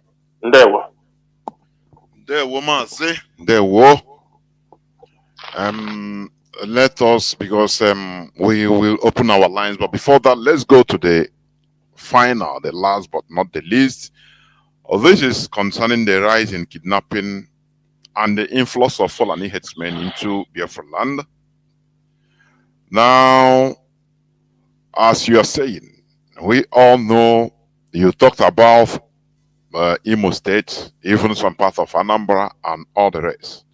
We are experiencing the influx of Fulani headsmen and the Fulani heads dog. I don't know, heads dog men in our region. Mazi, some people will ask, what is happening? What is really happening? You know, this thing has been taking place even some time ago in Delta, and now is almost everywhere. The Fulani, they are using dogs. Whereas even in, like, Dudua land, Moteku, like as I said, I read news yesterday, they arrested 100 and something of these Fulani so-called hunters, but they are terrorists. But in our land, they are given free hand by our politicians. Mazi, what is your take on that? Please go on. Mazi, Ndewo.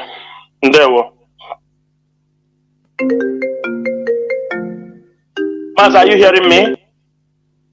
Mazi, not only me, the whole world is listening. The whole world is listening. Okay. Mazi, the major problem we have in our place is this attitude of being less concerned in the face of danger. Some people will say, oh, the Fulani will never stop coming because they are coming down, they are having problem in the Sahel region. I don't know if many of our people know that. The Fulanis in Mali are having problem by the Dodondoga tribe in Mali. They are having problem in Burkina Faso. Dogon tribe. Dodon tribe. Dogon, D-O-G-O-N. Dodon. Yes. They are having serious problem with they are on this like them, like the Fulani. They are not like us. Thank you. They are having problem in Burkina Faso. They are having problem in, you understanding me, in Senegal, even in Guinea, Chad, in Guinea. They are having problem in Central Africa.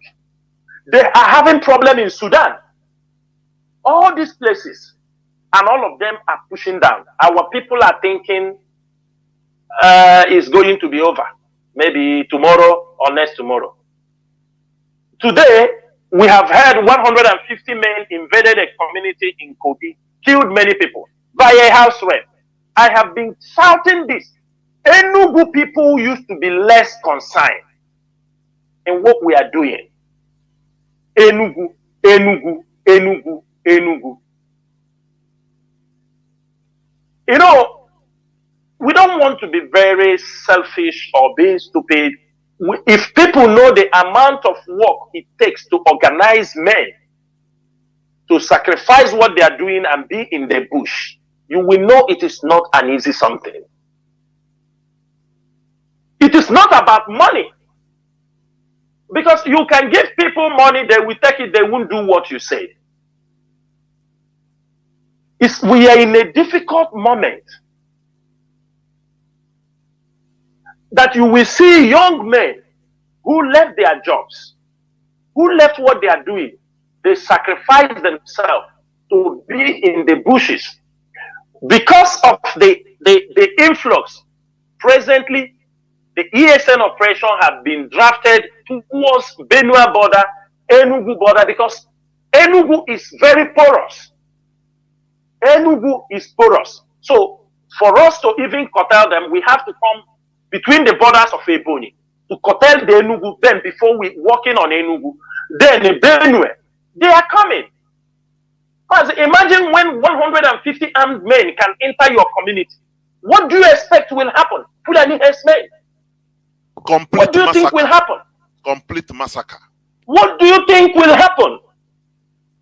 What do you think will happen? One thing is this. We heard that even the governor, Soludo, last time said he banned grazing of Fulani herdsmen in the state. But still, Fulani are grazing. And if ESN comes inside the town now, boom, they start. Oh, ESN, they fight criminals. They will, because our people are horrible in nature. Horrible in nature. Mazi, the influx of Fulani herdsmen is real. But our people are not understanding the challenges the Eastern Security Network is having. We cannot come and wash our dirty linens in the public. Reasons are, for 2 years and people don't know how ESN have survived. And that is why I can tell people that Biafra will come, because these men have used these 2 years to train themselves of hard life. They deny themselves many things. To harden up. To harden up. They made, most of them, their wives left them. Most of them, the friends of their friends took over their wives. The psychological and emotional trauma men are passing through. Some of them are in the bushes. Their children died. Some of them are in the bushes. Their parents died. They couldn't even go to give them a befitting burial, because if he comes out, somebody will tell the Nigerian security that this is ESM member, that you understand me, you have been living, this is him. And some of our people feel very comfortable. And if tomorrow, we don't want to mention certain things, as you are debarring those boys not to come and bury their family, when your own family members die, if they decided to pay you back in the same way, will you like it? Because they can. They can. When you tell their family, the boy will never come here if he come here. What of if death happens in you? Because death is like a rain. It falls on everybody's roof. And what if at the end of the day? At the end of the day, you have such problem and he decide to come. Mazi, the problem we are having in Nigeria and in our region is that people intentionally will take young men who are supposed to defend the land, the warriors, they will put them in prison. Why the Fulanis are coming? Mazi, it is very common in communities in our land, in Biafra land. In our land, Mazi, do you see the cases, the 36 boys that are still in court in Ebonyi? These are boys that used to help to drive the Fulani herdsmen away. They used to be on vigilante to help support the community just for Fulani. Then the community themselves, with some people, they said their IPOB, they rounded them up. They are getting to 3 years in jail. Barrister Jofo was in that case today. And the judge did not suffice. Now, after 1 year, 2 years, 3 years, 4 years, a young man who volunteered himself to protect the land. The judge knows these boys are protecting the land. The Nigerian government has brought cases against them. Armed robbery, court threw it out. Kidnapping, court throw it out. Because there is no evidence. They have tried to bring all kind of criminal charges on these innocent people. And they're asking, because we want to protect you people from the Fulani, from invading Fulani. Now, tomorrow, when this boy comes out of anger, he was in the prison, you kill the mother, you burn their house, then when he comes out tomorrow, take up an AK-47, enter the street, or look for you who is the judge, or look for you who is in the police station, and massacre you people. Then you come and say, IPOB is attacking people, but you don't consider what is leading to those things. You don't consider them. The judge will not come to court. When this judge clear them, another judge will give, government will collect another charges from another court in the same premises. In court one have discharged them and acquitted them of all the wrongdoings. The same government will go to court 2 or court 3 and bring another charge to continue to detain them. Mazi. And these are men who are supposed to protect the community. These are people who are supposed to watch over the cities. Can anybody say the danger of there is no danger from the Fulani herdsmen? Can anybody deny that fact that Fulani herdsmen are not a threat to our society? Can anybody come out? And people who are protecting them are people you are locking up. They enter a community, somebody who hates IPOB will arrange. And do you think, let me say sometimes, you know, one thing is also these young men, they can confront you, but they don't want to share blood. They have the ability to confront you, but they know they didn't do anything wrong. Just like, for example, what happened in Anambra the other day, when 3 vigilantes confront 60-something boys, 60-something young men. And I told them they are lucky because those boys are not ESN. If they are ESN, who born them? ESN that police ran away from, army ran away from, 3 vigilantes. This is youth. They tie them, they send them, they are celebrating, they have catch ESN. Ask yourself, when ESN is coming, ask the Nigerian police, ask the Nigerian army, if ESN are coming, can they 60-something or 100? Can you even in your dream tie their hands, remove shirt and tie their hands? 3 people. Is it possible? And these are people you go, you catch the youth, small youth, you use them and make propaganda, you catch them, you throw them in the jail. And tomorrow when they come out and pick up arms against you, you say there is insecurity. I have said this thing before on this radio program. To control insecurity is not about wearing your guns on the streets of where you are living. That is not security. Security is not about carrying the guns, parading the street, looking for who to intimidate. A girl you will rape, a girl you will select. This is not security. You will put those boys in the prison 1 year, 2 years, 3 years, they come out, the bitterness in them they will look for a gang to join. Because they believe, that is why you see people are joining cults, many secret cults, because they believe they can be protected there. They believe the police cannot protect them, even if something that, even in their community, that the people from the community cannot protect them when things happen. That's why you see them, because they want to revenge certain things that have been done to them.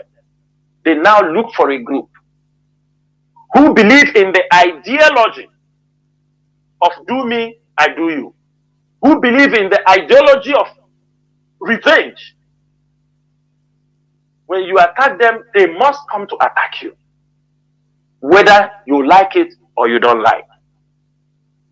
Mazi, few days ago, some Fulani herdsmen who they brought into Imo State. They can come into Imo State because their ground is there in Imo State, which is Hope Uzodimma. Hope Uzodimma prefer to bring it because he's using them also to hunt people. Because he have killed a lot of people now with his own people. Some of them have understood him. So now he has shifted. He can bring Fulani, he can bring them. They have all the distance. He have used people from him and Asari Dokubo. I think they have parted ways.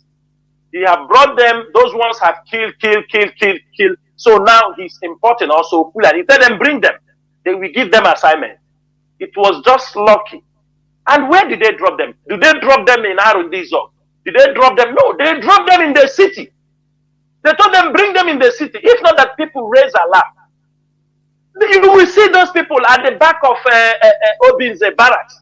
They are being protected. They will be operating there. Most cases in Abia State, I can tell you, there were the time they were many. Many of them were captured. What ID do they have? They have Meeti Allah ID.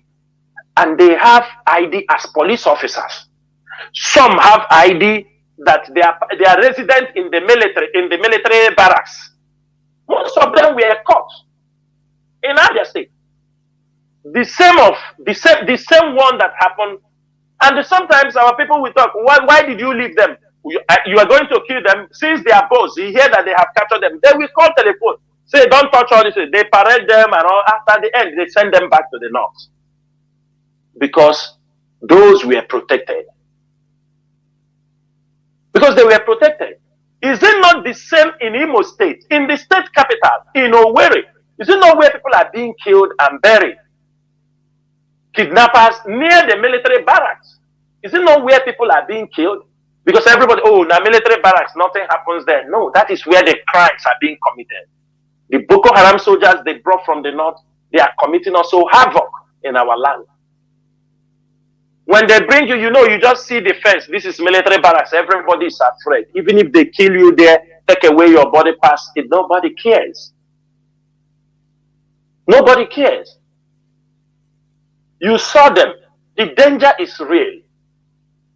You saw what happened in Yoruba land as the Yoruba drove out the emir of Ilorin and installed their own number. You see, there is influx. They are bringing them. They are coming for war.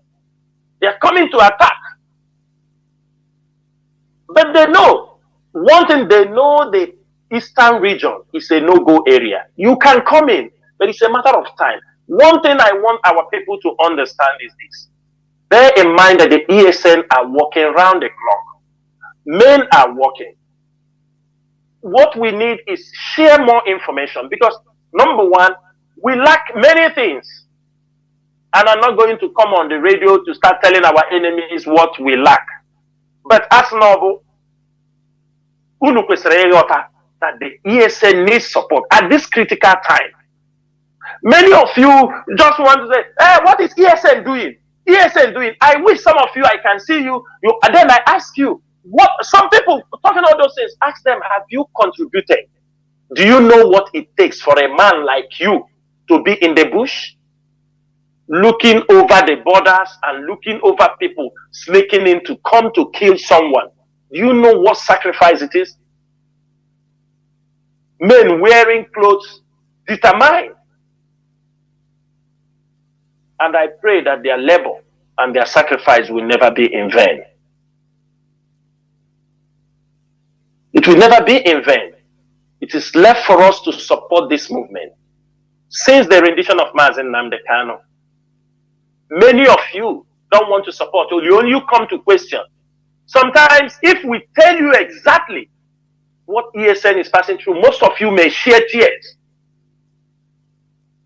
But we have considered it is the only way for our freedom and our protection. Men are struggling, fighting to make sure. Some of them will get the opportunity. They are not being paid, and that is what the enemy used against us. Bringing people, say, we will pay you, you come out, they pay you 2-3 times. They leave you now, tell you, you expect us to do this. Go and commit, you don't hear how others are doing. Go and kidnap and get money and this and that is what they have pushed people into. Because that time you have fallen from the command.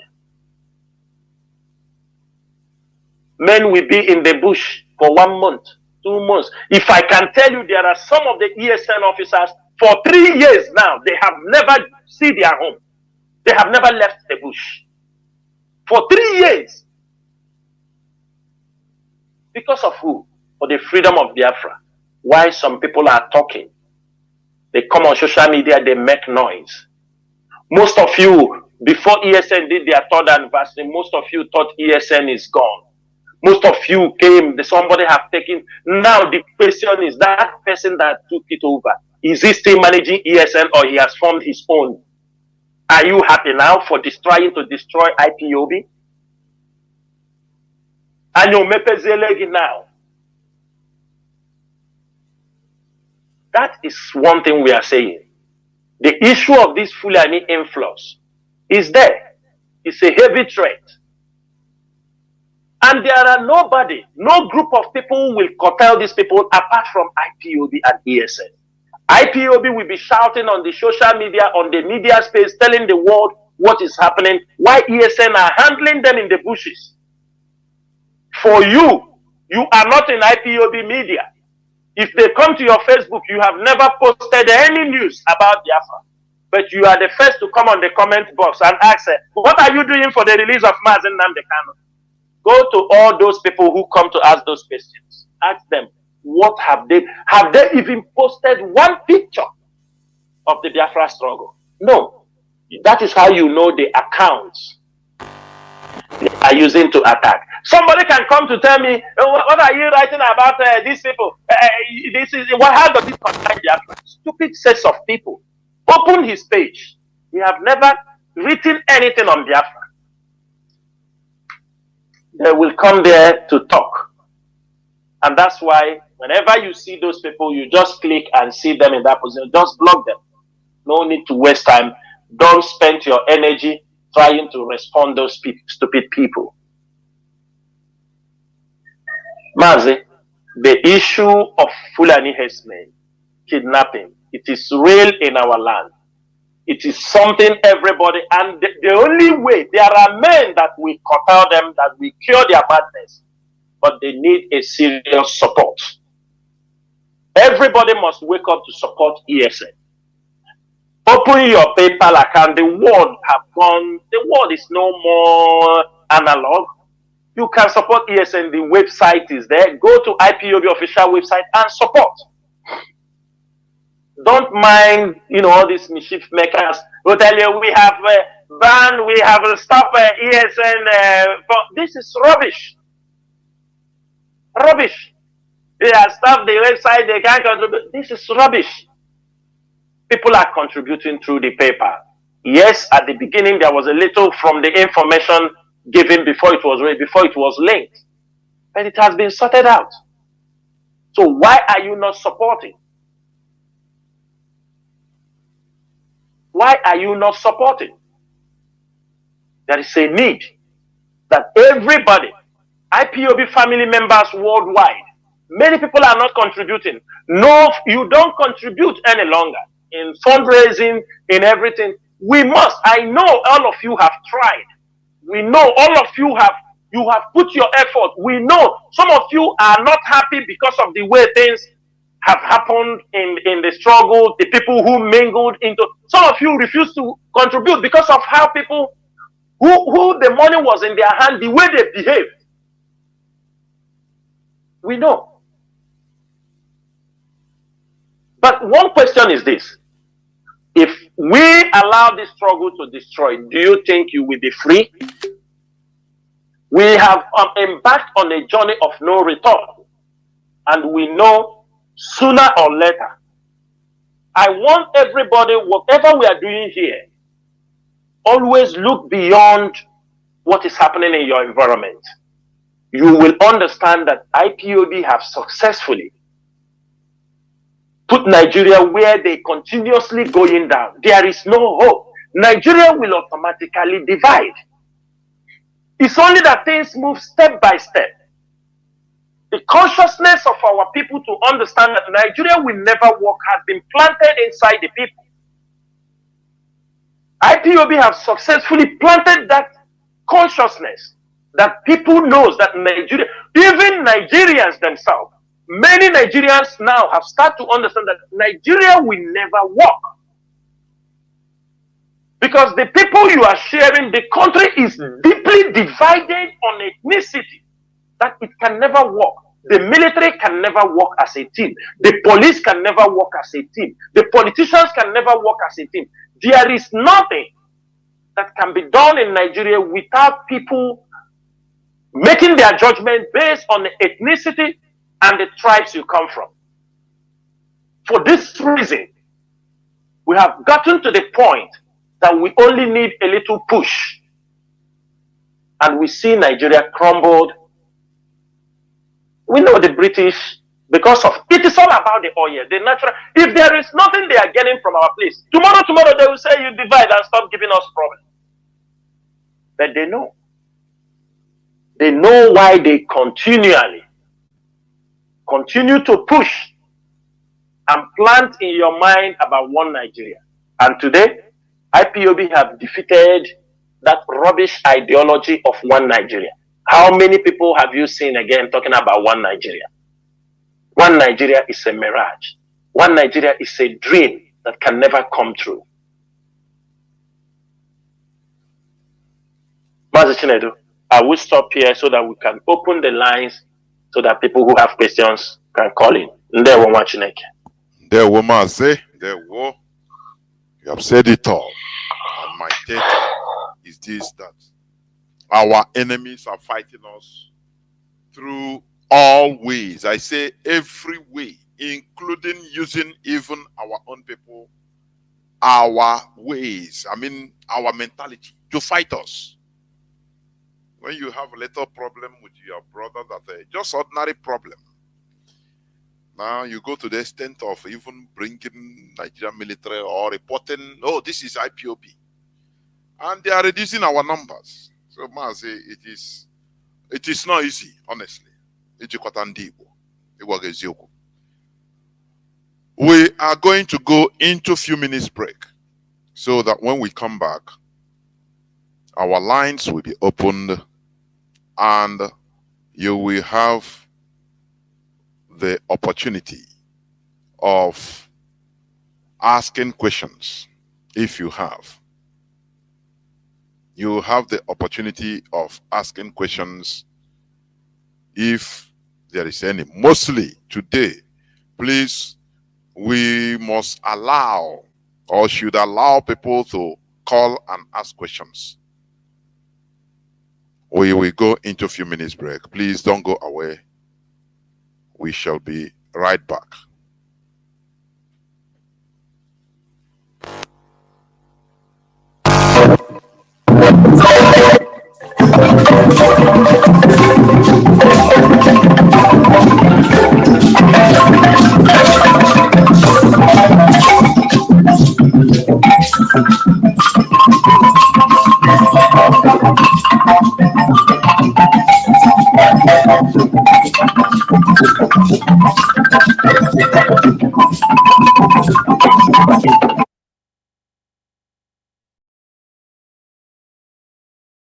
Supported Buhari down to Supreme Court. He didn't do anything for my Kahamba. Look at David West, who supported Buhari all his life. In fact, He's not in Ibadan. He's not doing anything. That David West, that is my greatest problem with Buhari. That David West, somebody who has suffered all through. Yes, wrote book for Buhari safe. As I'm talking to you now, David West is on week here in Ibadan. Buhari has never visited him. He is like that, and that is why you see that Nigerians, they don't even know where we are going. But But people are there supporting the man. See, you at least, there was something I was writing to you 2 or 3 days ago. I campaigned and fought for Buhari 2015. I know now. I know that time. 2015. but now, I don't want to hear that name at all.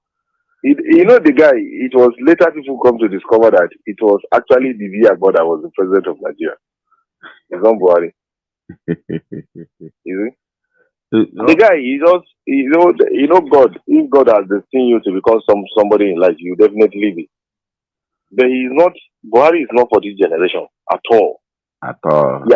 He has lost contact with the generation. You see? When I take one about him, they sold all government property.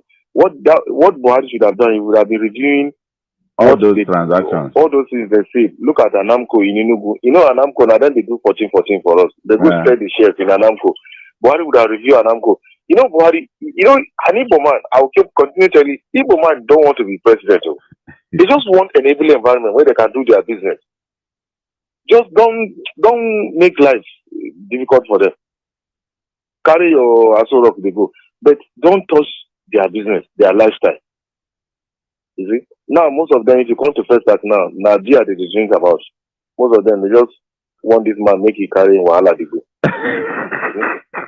You see? Because they don't know where to. Because the man is making life difficult for everybody. You know, since 4 years now, no single foreign company has entered this country in manufacturing. So go and do what? No do you have road? Do you have road? Do you have light? Let us be frank. If you want to travel from Lagos now to Abuja, it's a nightmare. There is no road. Security. If you want to leave West now to Badagry, you spend 8 hours, you never reach Badagry. All these things, I just don't know. See our teaching hospital, they are dead. There is no good teaching hospital now again in Nigeria. Yes. Look at our schools, universities. You know, it's under his government now. People are just opening universities anyhow because he has lost control. Buhari don't even know what they are doing in educational center. He don't even know anything. He's just sitting down battling with his health. I'll make you resign, make you go sit down and make them bring somebody. It is leadership. It's somebody's leadership spirit that will move this country forward. You don't have that spirit that will move this country forward. My name remains Mazi Chinasa from Olu province of Biafra land, and we are here live and direct. Today is the 7th day of the second month, being February, being Wednesday, 2024. Do not forget that we are on an interactive session with Mazi Chinasa Nworu, who is a member of the Directorate of States of the Indigenous People of Biafra. Therefore, our lines are open, but let me also say this, please. Let us favor those that are asking questions. If you have contribution, is good, but you wait first, please. So that some people that we ask questions, they will come and ask their questions, and thereafter, people with their contributions we call. Let us be organized, please. And everybody will be given only 3 minutes maximum, please, so that we can take as many calls as we could. Our lines are now open. You use these 2 lines only. Our direct line +1 213 328 6224. I repeat, +1 213 328 6224. Our WhatsApp and Signal line is +61 405 142 547. I repeat, +61 405 142 547. Please, when you call, avoid the preamble, all this, I thank, please, I thank, good evening, I thank. Please, we are in a serious business. This is not the time to thank. Mention your name, introduce yourself, and where you are calling from, if you can, if you may. Now, go direct, straight to the formal. This is a formal business, please. It's not informal. This is official business. Therefore, let me go direct to the caller on direct line. Caller on direct line, you are the first caller. Can you hear me? Welcome to the program. Caller on direct line.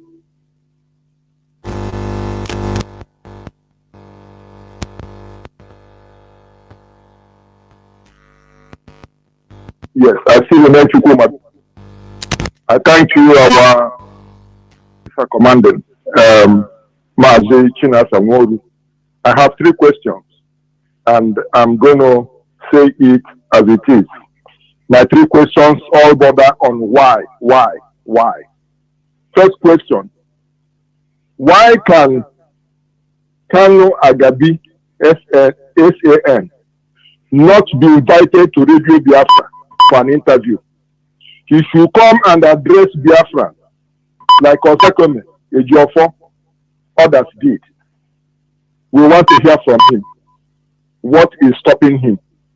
Don't we have his number? He should be invited. I think so. Question 2.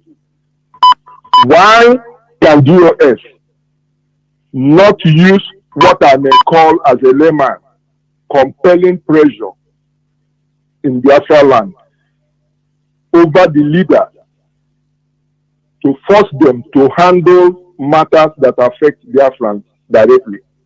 Let me explain. Some time ago, last year, there was a case of 80 skeletons found in Anambra. And our brother, Professor Odinkelu, a renowned professor of law, is in charge, put there by Soludo. The wife of our eternal leader is secretary to that thing. They said, and I quote, paraphrase, that they are doing forensic investigation. Why can't DOS compel them in Anambra court to come forward? The reason why I'm saying this is tomorrow they are going to sweep it under the carpet. You remember Peter B said that his hands were twisted. We want to know the skeletons in those places. That is number 2. That is a why question. Finally, my last question is, why has DOS, with all due respect, not expressly warning the siblings of our leader, Nnamdi Kanu, make it official for them to desist from their evil connivance with Nigerian state against this struggle? Yes, Nnamdi Kanu was born by late Eze Israel and his beautiful Lord for in Afaruku. Nnamdi Kanu is Afaruku, but not just Biafra land, not just Africa, not just West Africa. Nnamdi Kanu is a global personality. We cannot allow siblings of Nnamdi Kanu come and mess up. The fact that they even connive with killers of Biafran people to insult the wife of Nnamdi Kanu and insult his children, we can never forget that. So when is DOS going to come out with an express release on that? If possible, declare them enemies of Biafran struggle for the sake of Nnamdi Kanu. These are my 3 questions. Thank you, and God bless, and all hail Biafra. Mazi Chinasa, I hope you had him. I hope so. Yes, Mazi, I have heard your 3 questions, right? Yes. Questions he asked. Yes. The number 1 question he asked is, why is we have not brought Agabi to Radio Biafra to come to speak to Biafrans. Mazi, we cannot bring Sana Gabi to Radio Biafra because, number one, when he was coming in into the case, he made his demands very clear. Even till now, he didn't want to, let me assume he don't want to speak to, not that he don't want, we don't have any direct communication with him because of the conditions he laid out when he was coming into the case. Some of the conditions I'm not going to mention all. He said that IPOB media, if they want him to handle Mazi Nnamdi, we should cease from insulting Nigeria, that we have damaged the image of Nigeria so much that IPOB media should stop attacking Nigerian government and talking anything negative about IPOB. That's the only point, the one I will take. Meaning that he do not believe in what we are doing. For him to come after all the killings, all the things Nigeria is doing against Biafrans, and the only thing he found worrisome or that will make him to be able to go to defend Mazi Nnamdi is to IPOB to make sure we don't insult Nigerian government, we don't insult. Mazi, then let me add this question. Let me add it myself. Yes. Why is it that somebody that didn't believe what you are doing is being hired in order to defend the leader of something he didn't believe in? Then who hired him? Mazi, let us say it. Mazi, I'm coming. Mazi Nnamdi Kanu hired him. It's Mazi Nnamdi Kanu that hired him.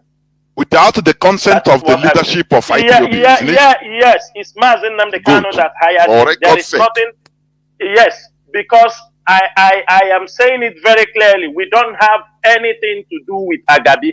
But for the fact that Mazi Nnamdi Kanu hired him does not mean if we want. I would say we have never communicated with him. Reasons are, we saw when he was coming in, when he met with a Jofo and the Zekome, there were points laid down, conditions, and we were asked not to do this. I said, this person cannot come and tell us that IPOB should not come. This is a red line. It's a red line for me that Nigerian government that has been attacking us. I picked that particular point because that's the one that affects IPOB and affects this question. This our brother spoke here. We were asked. I said, this will not happen. Somebody to give us a condition that we should not, if we want him to handle the case of Mazi, we should not talk against the IPOB media. It was specified, should not talk against Nigeria, that we have damaged the image of Nigeria so much. So he have come to make this and do this thing. And this line, we said, if you know a way to remove Mazi Nnamdi Kanu, you all get the support.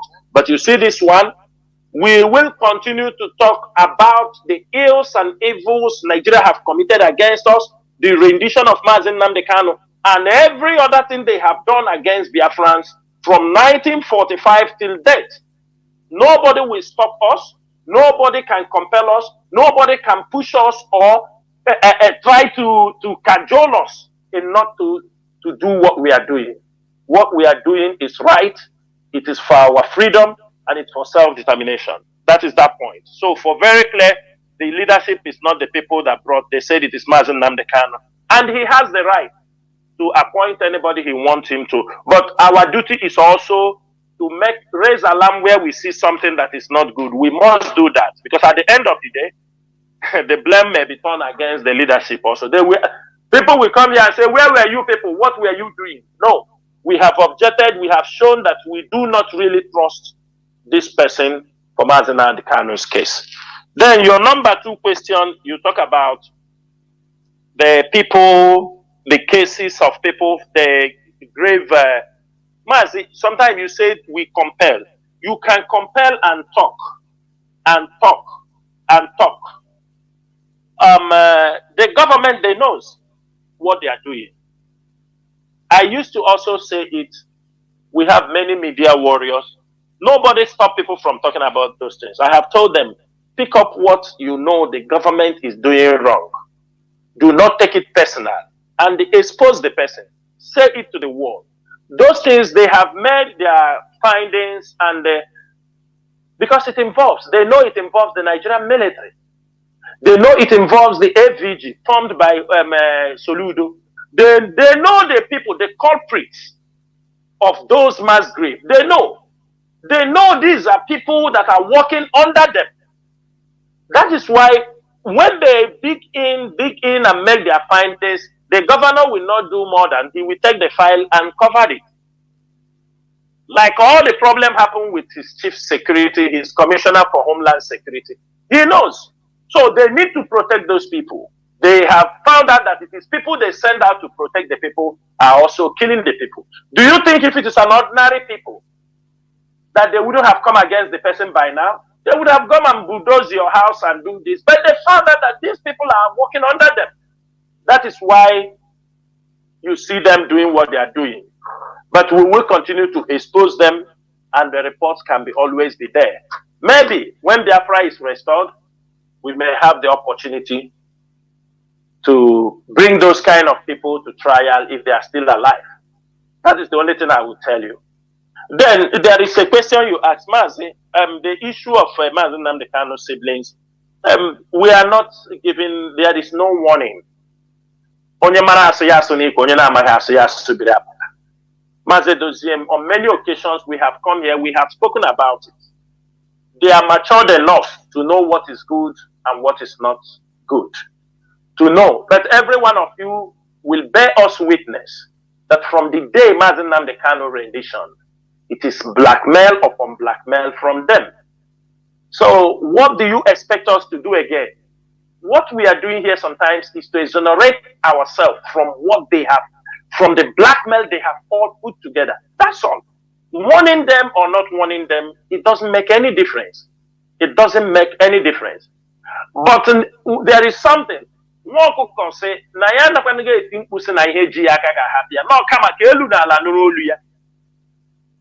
We say these things for people to understand, because our people are emotional people.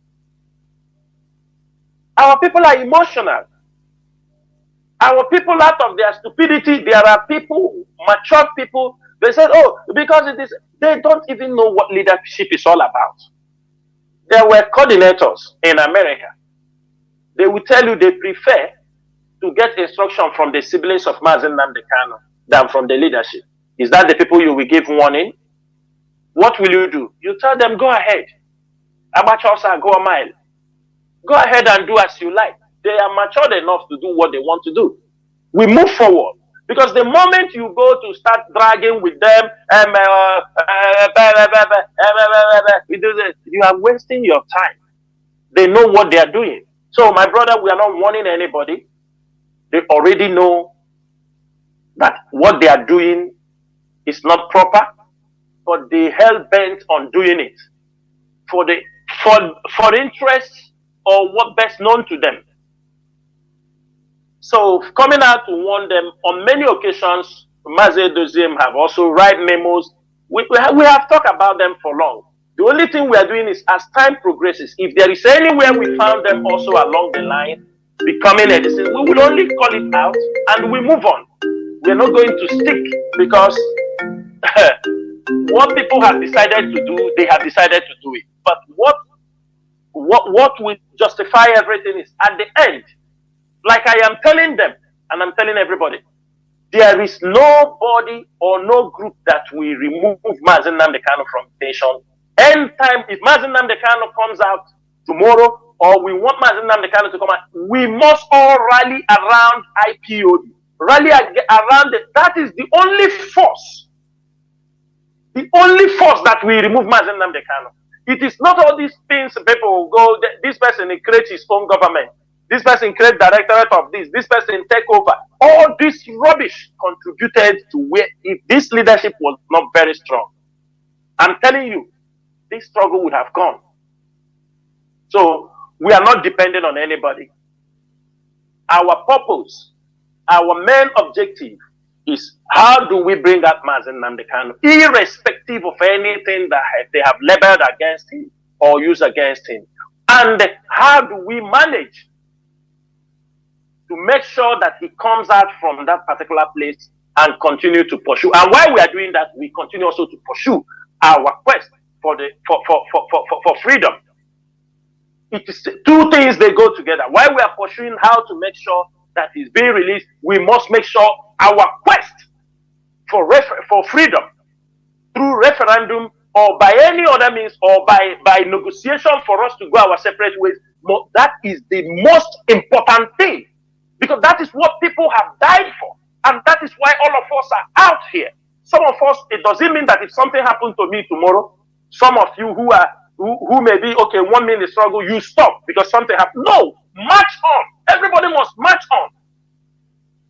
I must not be because I drop out of the way, the struggle should stop. No, everybody march on. People pick up the baton and continue. That is what is called struggle. That is what is called freedom fighting. It's not some people that, because Mazi Nnamdi is in detention, they stop. They stop contributing. They stop doing this. They are on the ground. They continue talking. Then after 2 years, 3 years, we're going to 3 years, Mazi Nnamdi is in detention. They have never done anything than only pushing negative words against the struggle, hoping that if Mazi Nnamdi comes back, Mazi Nnamdi will wind the clock back to 2021. We go and start from there. That is a selfish way of reasoning. That shows you don't know even what you are doing. We're supposed to be marching on, because it is what we are doing that will facilitate the freedom of Mazi Nnamdi Kanu. They were marching again. There were Mazi. Caller on direct line. My goodness me. The direct line, whether it is gone. Let me see. Yeah, I've kept him waiting. I'm very sorry. He's gone. But I'll try to bring in Mazi Carlo. Can you hear me? Mazi Carlo. Please go on. Mazi Carlo. Can you hear me? Please go on.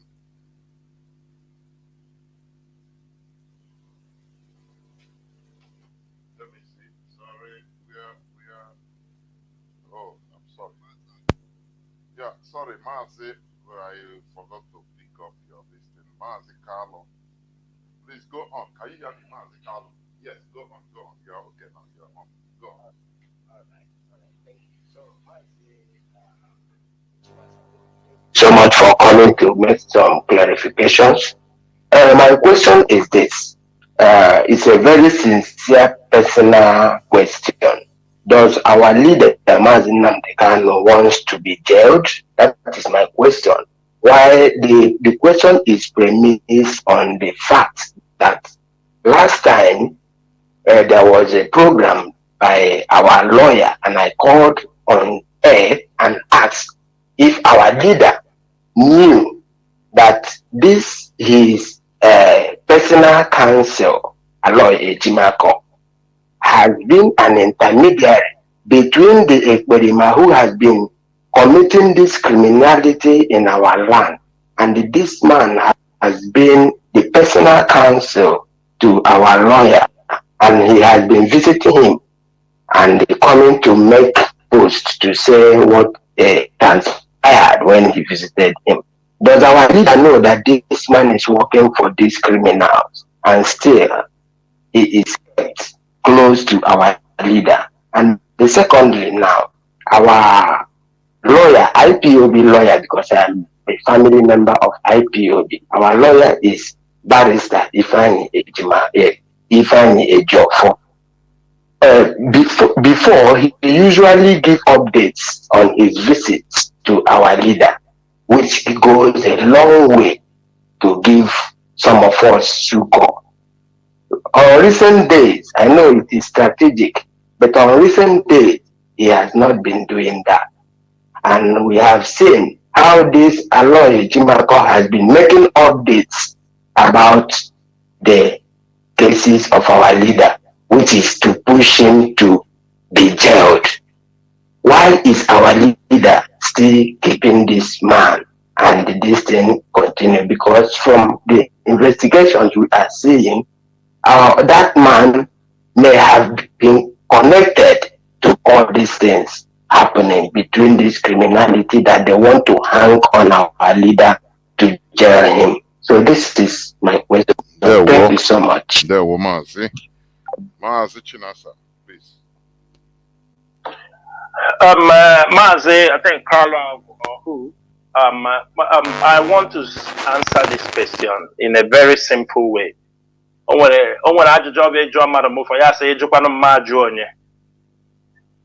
Mazi, I cannot, because the English people said it is difficult to know the man's mind through the construction of his face. There is no way I can be able to tell you if our leader knows or he doesn't know.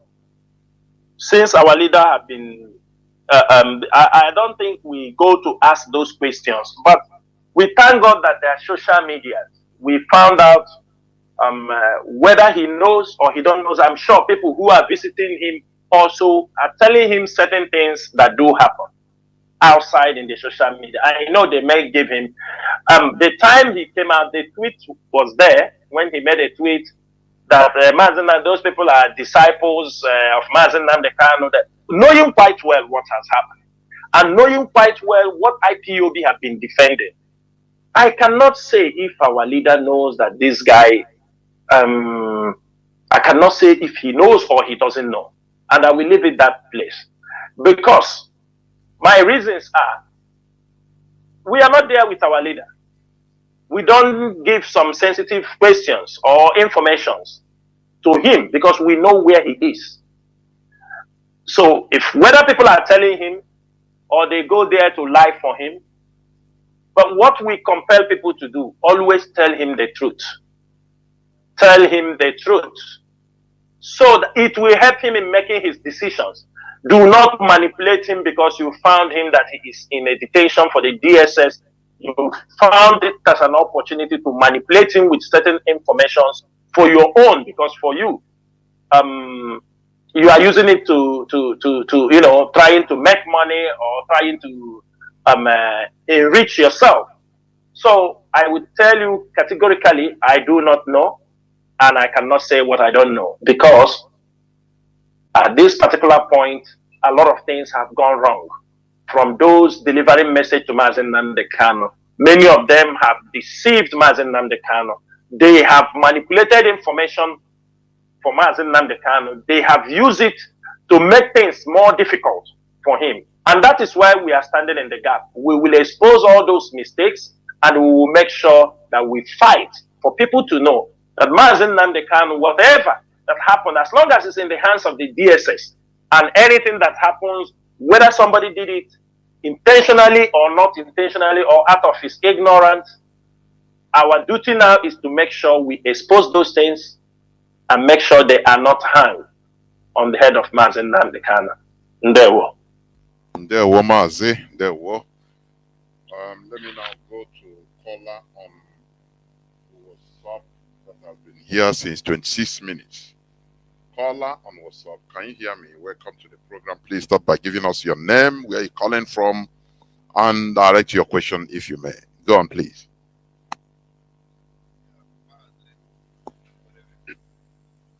Caller on WhatsApp. Mazi. Yes, there will go on, please. Good evening. There will. Oh, Mazi Chinasa Mazi.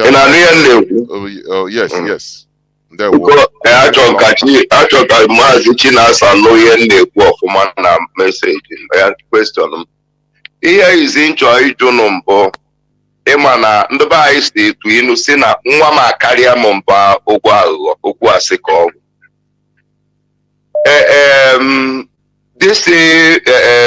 This lawyer Ejimako, this lawyer Ejimako, although everybody na lawyer Ejimako na-aga against of Mazi Nnamdi Kanu. Anyị nwawo IPOB, anyị nwere HOD, nwee DOS. Anyị nwere right ịgwa ya step outside for this case Mazi Nnamdi Kanu. And all no kwụsịrị ya, anyị nwere power, nwee solution, ịgwa na ọtende court again. Anyị nwere ife anyị ga-eji ya by force, by fire by force. Anyị nwere ya. So nke a dị iche achọ nka Mazi Chinasa zami ọfụma anyị nwere power to stop ya ịbịa kesi Nnamdi Kanu sizizie Nnamdi Kanu na IPOB stop ya ọ ya aghọta. Number 2 anyị nwere nwunye Nnamdi Kanu ọ baghị uru odo na nna asụ ya n'Igbo bet na ka anyị were uche anyị malụ anyị nwere onye anyị ezi mgbe ozi ojekwudie ugwu ya ka ihe niile si aga. anyị HOD and DOS ya chọọ means of way a ga-eji depụ our leader wee ka ihe niile si aga. Nke a na-ekwu etu a na-aghọtarọ ọtọrọ m ụtọ n'obi. Another one nchọ ka Mazi Chinasa zaa m mbụ biko anyị nwe ESN and anyị nwe ESN anyị nwe HOD anyị nwe ihe niile a kedu ife melụnụ bikonu ife a na-eme na Anambra steeti Fulani na-atọrị ndụ mmadụ and ndụ mmadụ na-esi na vidio ọnwa onye akwụsị n'ụzọ agba ya jipie akpọ n'Enugwu ụzọ ụwa n'Enugwu ọnwa ebe a mere n'ụzọ Aba akpọ ebe ọ mere ọ na ọ nwere ndụ DOS na-anọ na Facebook ya nwe information a na-enyekwara ESN n'aka nekwa ebe Fulani mere atakụ a nekwa ebe ha mere ndụba anyị ikpe nekwa ebe ha kwuru ndụ mmadụ mana anyị nwa na-aza Eastern Security Network at least through this network of information because o nwere ebe Fulani kidnap mmadụ ma ọ gbagbuo mmadụ anyị adịghị enwe information ya na Facebook imepere Facebook ife ha na-eme na East ọ na ya nwezi ndị na-enwe information a anyị ya na-anọ na Facebook na-achọpụta ebe ihe niile a na-aga. Another one again nchọ ka ọ kụwala anyị ọfụma bụ ekwukwa m ya again na nwa m nkarị m mba aghụghọ ọ bụrụ nwanne Maazị Nnamdi Kanu na family awụrọzi ha Nnamdi Kanu anọzi like a family because ife a na-emenụ ọ ndị Igbo ka a na-ekwu anyị ya gọrọ onwere na nwanne apart from Maazị Nnamdi Kanu na mamụ ya na papa Nnamdi Kanu na mamụ ya nwụrụ na ndị ọzọ cousin ya nwụrụ during the time eji egbape Nnamdi Kanu ọkụ ọ ndụ mmadụ ka aka na-agbawu today and Kanu nta fine boy nji security akpagharị which means fine boy iji security Nigerian security akpagharị which means also betray nwanne ya eniduru osi mmadụ ịgwa anyị ya because ọ bụrụ ESN na guide style fine boy so which means ọ na Nigerian government in your fine boy security so which means na fine boy bụ ọ na-anelu nwanne nwoke in the clause so anyị nwe kwesịrị ịgwa ha na family unu a ga-eje anọrụ na-egbukpọ the whole Biafrans ekwesịrị ka agwa everybody ka stop ya. Another one nchọ ka Chinasa Nworu stakwa m mbụ our government ndị governors ndị nọ n'ọkwa n'ala Igbo so eme ife niile a olugbo time ka stop ya agwazi afia agwa ọ bụrụ na ka anyị na-eme sọsọ protest o kwesịrị this is the time anyị ga-apụtasị with the anger with the akwa arịrị when enough is enough ihe anụnwa this game ka ọ kwụsị and by stage of another one nchọrọ ikwu n'ugwu Maazị biko bee ya nkenke okay biko okay another one nchọrọ ka mkpụrụ ọ na IPOB mkpu na ya chọzi awalida ịdị na-eje kọtụ oge ya anya na ya ekwukwe by stage of eje nọ ya na n'ụlọ anyị agwakwa na kọtụ ọ na aghụghọ adụkwie ọ na ha chọzi ịhụrụ ya awalida n'ọkụ ha hụrụ ya ka anyị fụ ọ ya si ka mkpụ thank you. Ndewo Maazị Chinasa nwere ihe chọrọ ikwu. Yeah, Mazi Ndewo. I think some people have heard his question. He said, number one, if IPOB send the wife of our leader to tell our leader the stand. We have done this. Even if our leader did not go, I think the wife also knows what is happening, and she can also deliver messages. She don't need to be told to deliver. This is a woman. She's a supporter of for the Biafran freedom. She has given everything she has The husband is in the prison. She's there alone for many years. You understanding me? Standing, waiting when everything will be over. It is not easy. Sick, alone, battling on herself, restricted from movement. So she has given everything. She knows what is happening in the struggle, and I'm very, very sure from time to time, if he's sending message, she will deliver message to the husband directly. Number two, you talk about a lawyer. I want to make this thing very, very clear. Mazi, let me say it. A lawyer is a special counsel to Mazi Nnamdi Kanu. Let us understand this. He is not IPOB lawyer. He is special counsel to Mazi Nnamdi. If you watch, have you seen him bring IPOB? Does he go court for where it's only for Mazi Nnamdi Kanu? He is there. Mazi Nnamdi Kanu knows the reason why he needs him. And I know that Mazi Nnamdi Kanu knows also his weaknesses. But sometimes,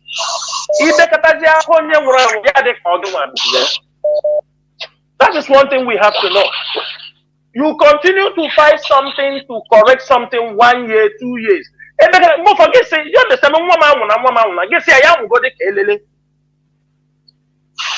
is the question. We have spoken. We want people to correct their steps. We are not telling, but correct your steps.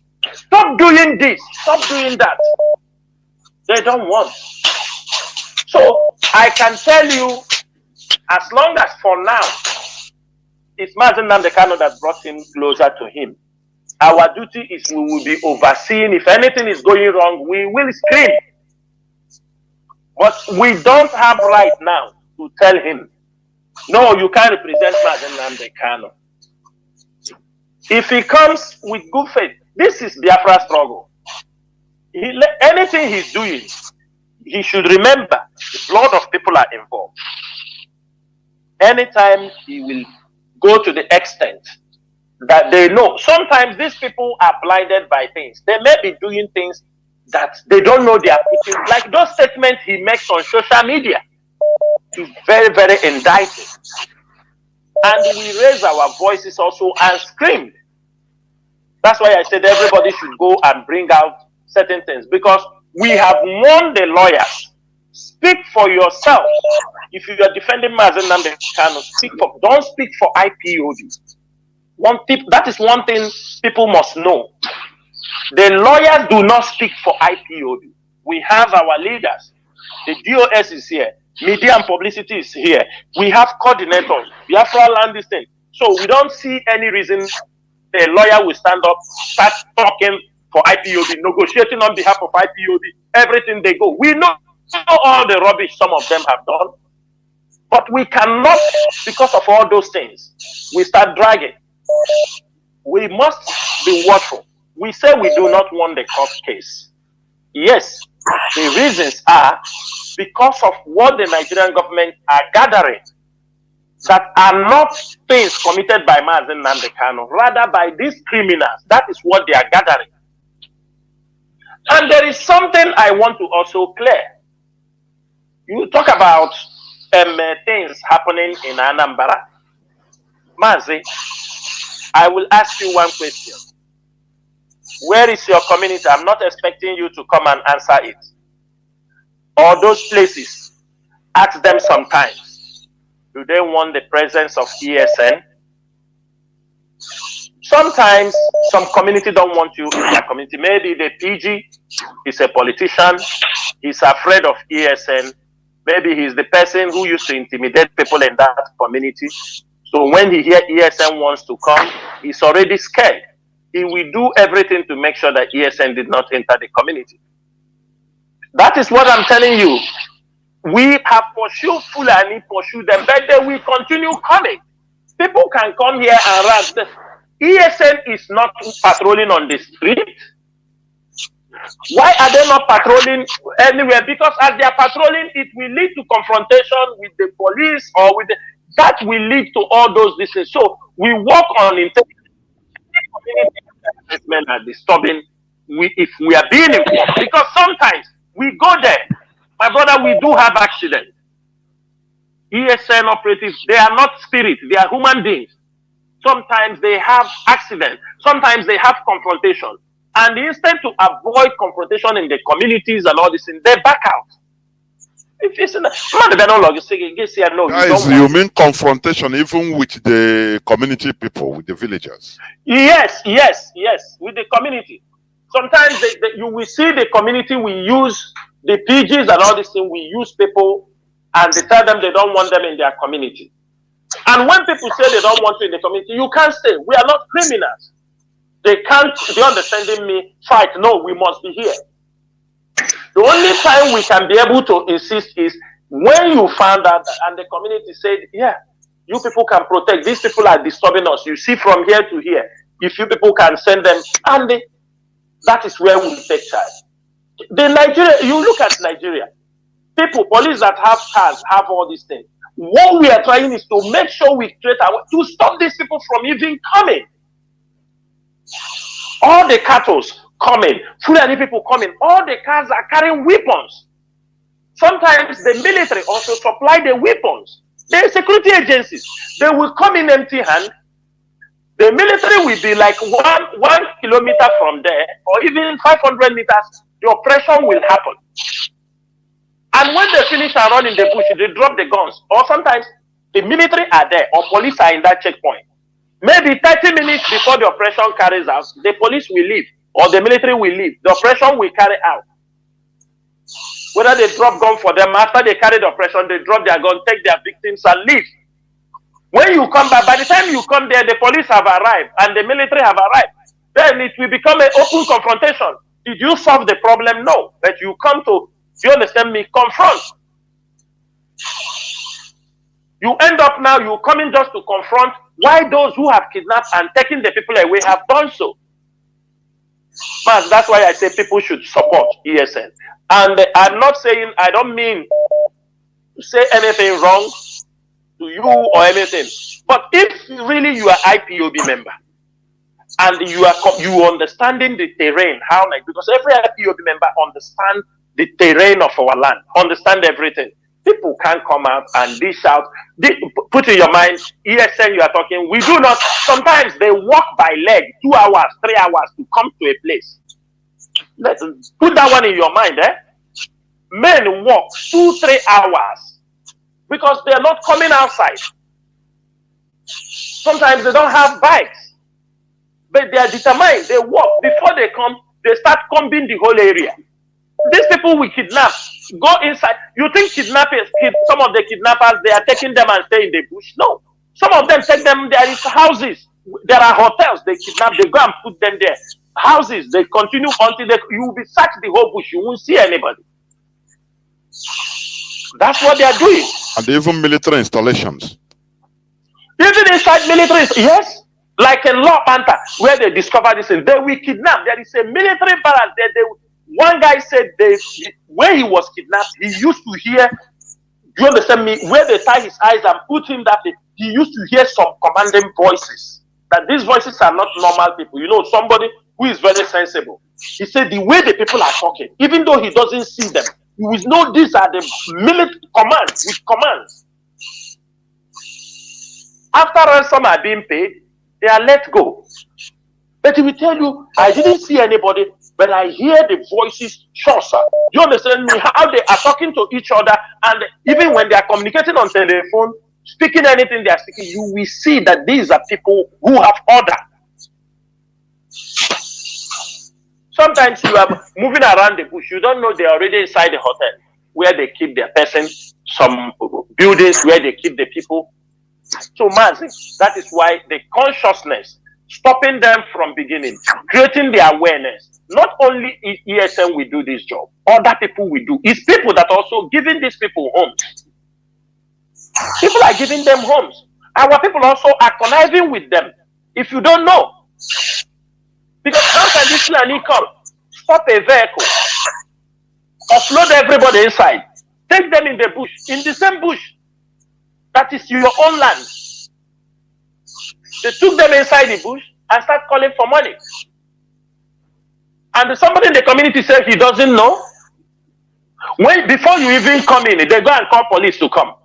If you people come to support them, they already bring police. You will leave the Fulani people you come to pursue and start having problem in the community.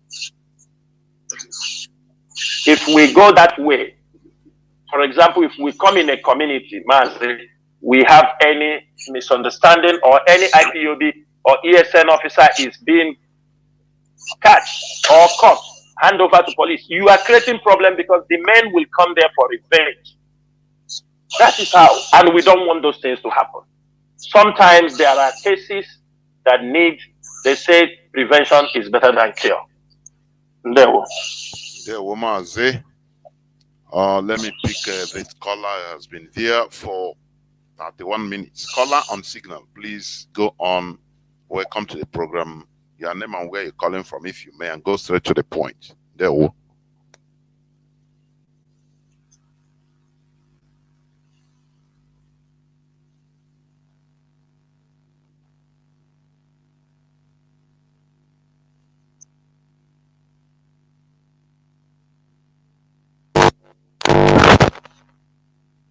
Now go on. Not yet. Why? Not yet. Hold on. What is happening?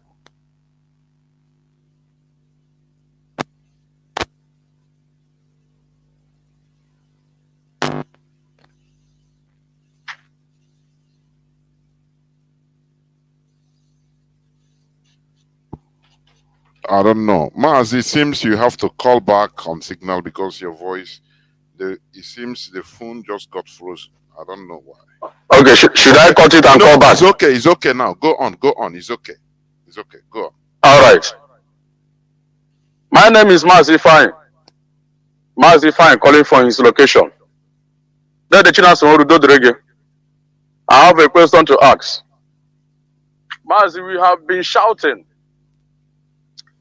occasionally that the IPOB is not a business family. It's not a one-man business. It's not a family business. It's not a family business, my brother. We have been shouting of this. IPOB is a movement. In fact, world movement, not only particular place. We are all over the world. If I wrongly quote, more than 100 countries. Yes. But Mazi, I want to ask you, who is IPOB lawyer? This is number one question. I want to know who is IPOB lawyer. Having asked this, we know that the iniquities of siblings of iniquities, they are trying to, put the life of millions of Biafrans in a cage, whereby even I, that is on the ground, my life is at risk. Whereby these people are propagating fake news by saying, I sack this person, I replace this person, and that's what makes me to ask, who is IPOB lawyers? And if IPOB did not have lawyer, what is holding DOS to constitute or to have a lawyer for IPOB so that we and the IPOB members on the ground, our life can never be in danger or be at risk or rotting in the jail of Zoo government. I don't know whether you understand me. Who is IPOB lawyers?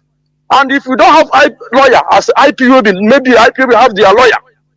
Not that the one that our leader said, this is my counsel, or I want this person to represent me, or this person not to represent me. Because we know that the Biafra is not one man show or one man business. Thank you, Mazi. I think yes, you have made your point and your question.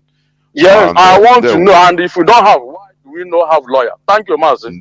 Now you listen. Mazi Chinasa, please go on. Yeah, Mazi, Mazi, they said, do you understand me? I don't know how I would put it. But to make this case very simple, Barrister Ifeanyi Ejiofor remains the IPOB lawyer. That Mazi Nnamdi Kanu brought a son as a lead counsel for his case is totally different. It is not compulsory that Ejiofor, after all, along the line, Barrister Ejiofor brought in San Ozekome. If Mazi Nnamdi Kanu feel that San Ozekome, he need to bring another person he feel is better than San Ozekome. Remember that the lawyers are not in the same class with the son. So automatically, as San Ozekome, San Agabi took over the case, he becomes the lead counsel. Remember that Ejiofor was handling this case, he's not a son, but he's a lawyer working for IPOB and working for Mazi Nnamdi Kanu since 2015. You can count the number of IPOB members Ejiofor have helped to secure their release. There are also other lawyers. What we do, Mazi, is IPOB have many lawyers in Biafra land who are working. Some of them have their chambers, but we try to link them up with Barrister Ejiofor because some cases Barrister Ejiofor can be in Abuja. He will not be in Port Harcourt. So there are lawyers we have in each state. If we don't have, Barrister Ejiofor will connect. We can hand him over a case of a particular state. He will look for a lawyer. But there are states where we already, like for example, today he was in Ebonyi State. We have some lawyers in Ebonyi State. I think if you go for my timeline there, you see we have a case of 36 IPOB members in the court. We have a case of 36 members of IPOB in the court. And he was there. The lawyers also who are the resident lawyers in those states, they joined him. There are cases he will like to go. There are cases he will also use other people. So we have lawyers. The only thing is this. If you have a problem, contact your coordinator. Through the coordinator, we will assign a lawyer. There are also, we have lawyers that they just handle a case, they go. We have lawyers in Akwa Ibom. They are there. There are some also lawyers that want to come, they just want to pay them this, pay them that. Sometimes we don't encourage those kind of lawyers. We don't encourage them because they sometimes, and I will use this opportunity, I don't need even to say it. For example, we have some people, they are in detention. A lawyer went to their family and told them he will help them to come out. And he's already asking them money. Along the line now, this lawyer know that IPOB will come to defend these people because sometimes some people are not IPOB members. They didn't commit anything. But we know Nigeria used to use this as an accusation because they know you are IPOB, you are Biafra sympathizer. So we are in a position to go to defend you because you are there because of our name. You didn't do anything. Now, the lawyer now went on to tell the family when he found out that the cases, they say they are IPOB members, while all these things, some are IPOB members, some are not IPOB members. He now quickly ran to their family and told them, if IPOB lawyers take over this case, every family member will pay me 200,000 naira per person. Which we don't encourage these kind of things because in this case, you see us bringing, Ejiofor used to play a very good role in all these things. Because Ejiofor will do these cases without even asking IPOB, give me, he will pay his ticket and go. But there are lawyers in the same state where they are. They cannot go to court if you don't give them money inside the same state. Maybe his house is just a stone throw to the court. He wants money. We can't work on this basis. That's why we have our lawyers. Mazi, IPOB have lawyers, but they lead. Do you understand me? The head of IPOB legal is Ifani, Barrister Ifani Ejiofor. I'm making it very clear.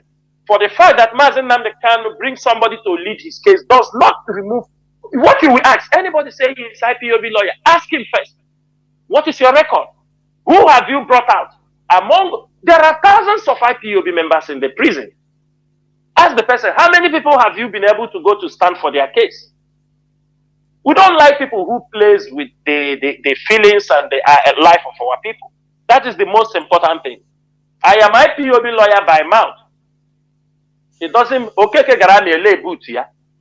IPOB lawyer. How many people have you brought out? People came out to use the name to shine. Some people are claiming IPOB lawyer only around that Mazi Nnamdi Kanu case. If you ask them to go to any place to bring out somebody, and we don't consider them as IPOB lawyer. I think that was the question you asked. Yes, yes. I don't know if there is another one. There was. Let me see. Caller on direct line. We are heading gradually towards the end of the program, but there are calls that are coming. Yeah, I am telling you. Caller on direct line, please. Can you hear me? Please go on. If you can hear me, go on to the point, please.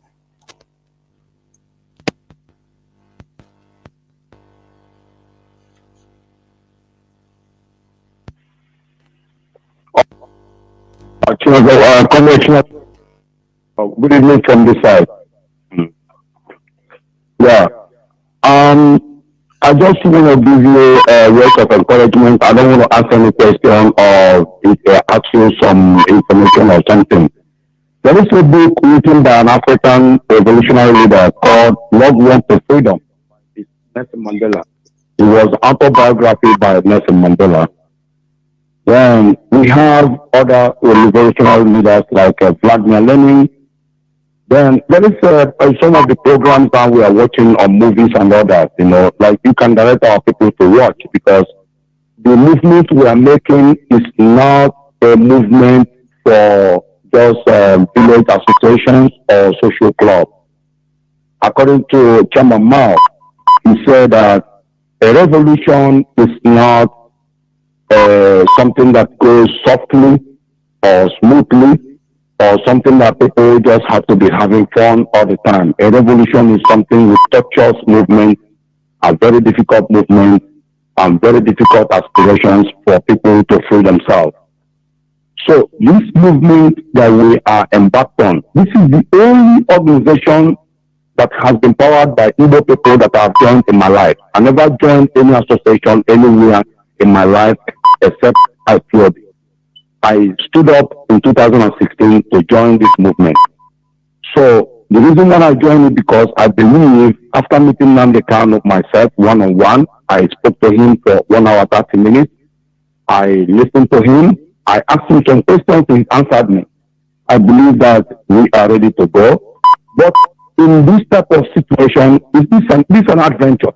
It cannot come easily. We will have casualties. We will have setbacks. We will have a lot of things, especially our people. We lost war in 1970. At the end of the conflict in 1970, it is clear to us now, I didn't fight the war, but my father fought the war, my uncles fought the war. Even my mother went to the war. So it is clear to us that we lost war. So since then, we lost leadership, a vibrant leadership that could have led us to a progressive state. But we lost it. So over 54 years now, because it was in January the war ended, so it is more than 54 years now. We lost this war. We lost leadership. Everything you see in the land today are traitors. The people that are living in Ebonyi State, Enugu State, Abia State, Anambra State, these are punk traitors. If you read their history, their profile, their father, their mother was in support against the movement of Biafra, against Ojukwu, all of them. In the state of Ebonyi State, the person that handed over to Mahi was a please, can you summarize region with Opapiaseka. His name, I forget his name now. A governor before Omahi. Omahi himself, his family, we are treacherous family against the Biafra movement. Go and read their history. That is why Omahi was able to come out and say, oh, Ebonyi State is not in Biafra. Who was Akanejam? Akanejam is from Abia State, very close to my village, 10 minutes from my village. He was. Mazi, can you summarize in the next 30 seconds, please? Please. What I want to do in essence in this talk now is that Chinasa Nworu and other people that are in the head of DOS, please continue the cause. Continue where you stand. don't dodge. You will get disappointment when you see these things. You will get it. Our people are very difficult people, very ungrateful people to live. But please, look at Nelson Mandela, look at Vladimir Lenin, look at Fidel Castro, look at their history. It was not easy. People betrayed them. Close people betrayed them. Nelson Mandela was their prince. Thank you, Mazi. Thank you. I think we have gotten your point. Thank you very much. Thank you very much. Thank you. Thank you. Caller on what's up? Welcome to the program. Can you hear me? Please let us be mindful of time. This is not the time, the day to talk or speak much. Please, even if you have a submission or contribution, summarize it in 2 minutes or 3 minutes maximum. Many people are calling. Caller on what's up? Welcome to the program. Can you hear me? Yes, Mazi, I can hear you. Go on, please. Okay, my name is Mazi Nworu. I'm calling from Ota. So, my question, I've been wanting to ask Mazi Chinasa this question since. My question is concerned about the sibling of Mazi Nnamdi Kanu. You know, so many times you mentioned the name siblings of Mazi Nnamdi Kanu. So I want to know, is it all the siblings of Mazi Nnamdi Kanu that are doing this thing, or there are some individuals, some of his siblings? So I want to know because I know that I have seen the picture of his sisters, the mother. So I don't know if all of them are involved in this thing. And if all of them are not involved, then I suggest we should start using the word some siblings of Mazi Nnamdi Kanu, or call the people by their name, and then apologize to the family. Then secondary is about, you know, the last program. We are talking about the geopolitics and how we associate ourselves with some countries. And maybe when this country want to help us, they will see that we are going with this country, they will like to back off. So I want to ask, if religion could be a problem, as it could be a hindrance to the help that we might receive from some countries, you know, like Arab or Hindu countries, then I'm suggesting, is it not better that we stop playing in foreign language? You know, we use our own local language to play so that nobody will know what we are doing.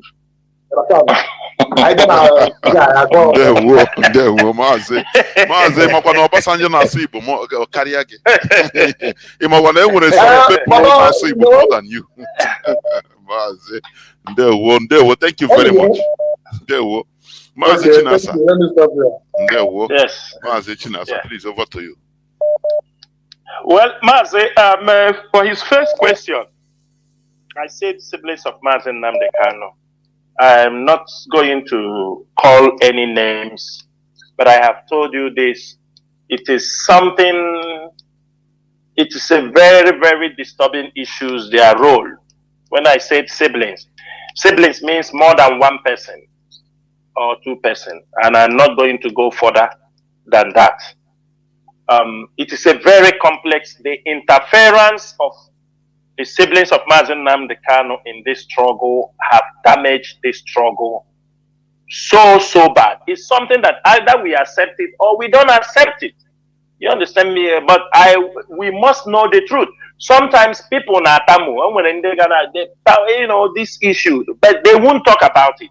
But the interference, I don't mean that if somebody won't, but I mean they're interfering deeply on this struggle. All of you are aware, Radio Biafra, that they opened their own Radio Biafra. I think you people are aware. They open. I don't know whether it is 5 people that are listening to the radio. I saw where after 10 days broadcasting, it's only 10 people and 1 comment. Somebody asked them, would I know the tire? So all these things are not helping the struggle. When you speak to some people, they said you people are divided, the family of Mazi Nnamdi Kanu, you people, we told them we are not divided. There are people that we are not divided. What people don't understand is that they want the leadership, and they have been playing that role in many places. They claim to be the leadership of IPOB in many places. They go to places they claim to be the leadership. I don't know, most of you have forgotten the time the one they call Kalonta was fighting. When we call IPOB leadership, he came to tell people that we are not IPOB leadership. People did not know why he was fighting. That we are not IPOB leadership, we are DOS. He's trying to differentiate people that the DOS is different from IPOB leadership. Most of you did not know the reason why he was doing that. And a lot that is not supposed to be, but what we are saying is they should respect themselves and know that the struggle is not a family affair. This struggle transcends more than a family, one person issue. Every one of us has become a stakeholder in the Biafra struggle. Why? Many of you have invested your money in this struggle. Many people have died in this struggle. People have destroyed their business for this struggle. When you have given all this, you have become a stakeholder to this Biafra struggle. It is not something to be for an individual or a family again.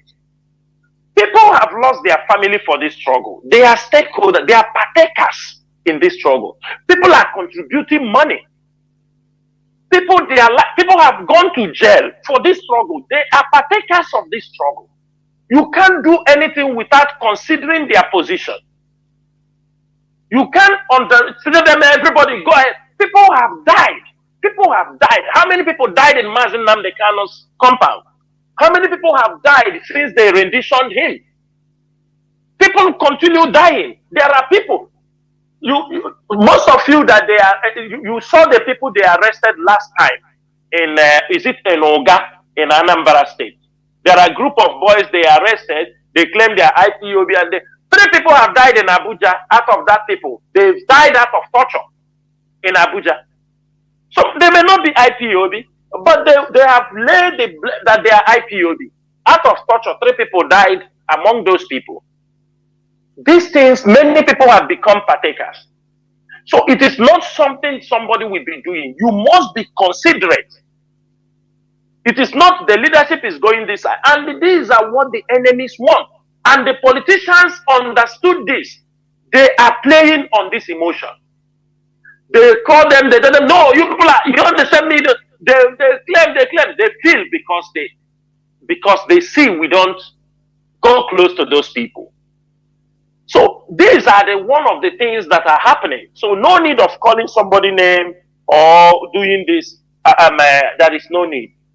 Then Mazi, the one you said, since I said it's regional politics, I don't know. Then if it is, you understood that it is regional politics, then why should we go to speak in our language? We need people to hear what we are talking. We need to, let me tell you people something. Do you know what we are doing is penetrating? Do you know that in Mali, they carried the news that Mazi Nnamdi Kanu will be going to court tomorrow. In Mali. Maybe if I get the newspaper, somebody called me and told me this. He said he have it in the news. He asked me what happened. I told him the case. I mean, in Mali, today, IPOB is waxing very strong. I mean, for a local paper to carry the case of Mazi Nnamdi Kanu in Mali, you know what it means? Breaking barriers. These are things that was not possible before. Going places even where the language is not being spoken. I mean, in a local place where Bambara and other languages are being spoken, and it is being carried out, it means a lot. People don't know the work IPOB is doing. We don't have to come on air and start shouting those things. And I repeat, the restoration of Biafra is beyond between the Nigerian context. It is a regional politics, and we must play it from all sides. Both religion, but let me tell you, put religion aside. It is not a religious war. What we are fighting for is not a religious issue. There may be religious persecution, but we are not going on religious side. We base our argument that we have the right. Indigenous people of Biafra, we have the right for self-determination. The amalgamation of Nigeria for 100 years is not working. It's only what we're only getting is death, being in Nigeria have limited our abilities, and that is why many of our people today have scattered all over the world. We do not have chances in that contraction called Nigeria. That is why you see many of our people trying to travel outside, because sometimes they don't get opportunity for universities, scholarships. Our people are being given scholarship in abroad than in Nigeria. But if you come to Nigeria, it is mainly people from the north and the Yorubas get all this national scholarship. It does happen. So we are not doing our struggle based on religion. For now, religion is not playing anything.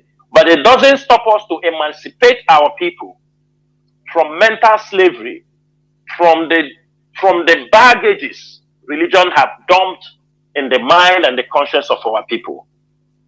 As we are fighting for freedom, we clean all these things that they have kept, dumped in us. We clean all these things and move forward, because religion is also a kind of bondage. If you entangle yourself into religion, you are in bondage. I can tell you that. I have 2 calls I have to pick, and I will not pick anymore. Caller on signal, welcome to the program. You have been there since 20 minutes plus. Go on, please. You have 3 minutes maximum. Please, go on.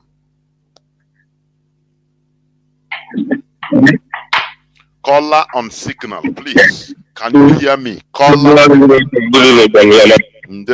If you are having any gadget with you, Bluetooth, please remove it. Okay, now what is coming out here, I believe in the way. Mazi Jonathan, our leader on board, man, I'll go straight to my question.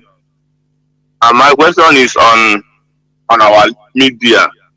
I know that the leadership are working around the clock. Their agendas and their footprint and whatever be their strategy, we are not privy to it. It's only when we see information on the media, most especially from the frontline media of this struggle, then we begin to share and follow up on the direction they are taking. Recently, I saw a documentary, a very compelling documentary that has been coming out on our media. Voices are being played, documentary, the history of the struggle, our leader and the struggle, right from 2009. But there is this particular one I saw, and even one of our frontline media carried it. This documentary was talking about Mazi Nnamdi Kanu and IPOB, starting from 2009.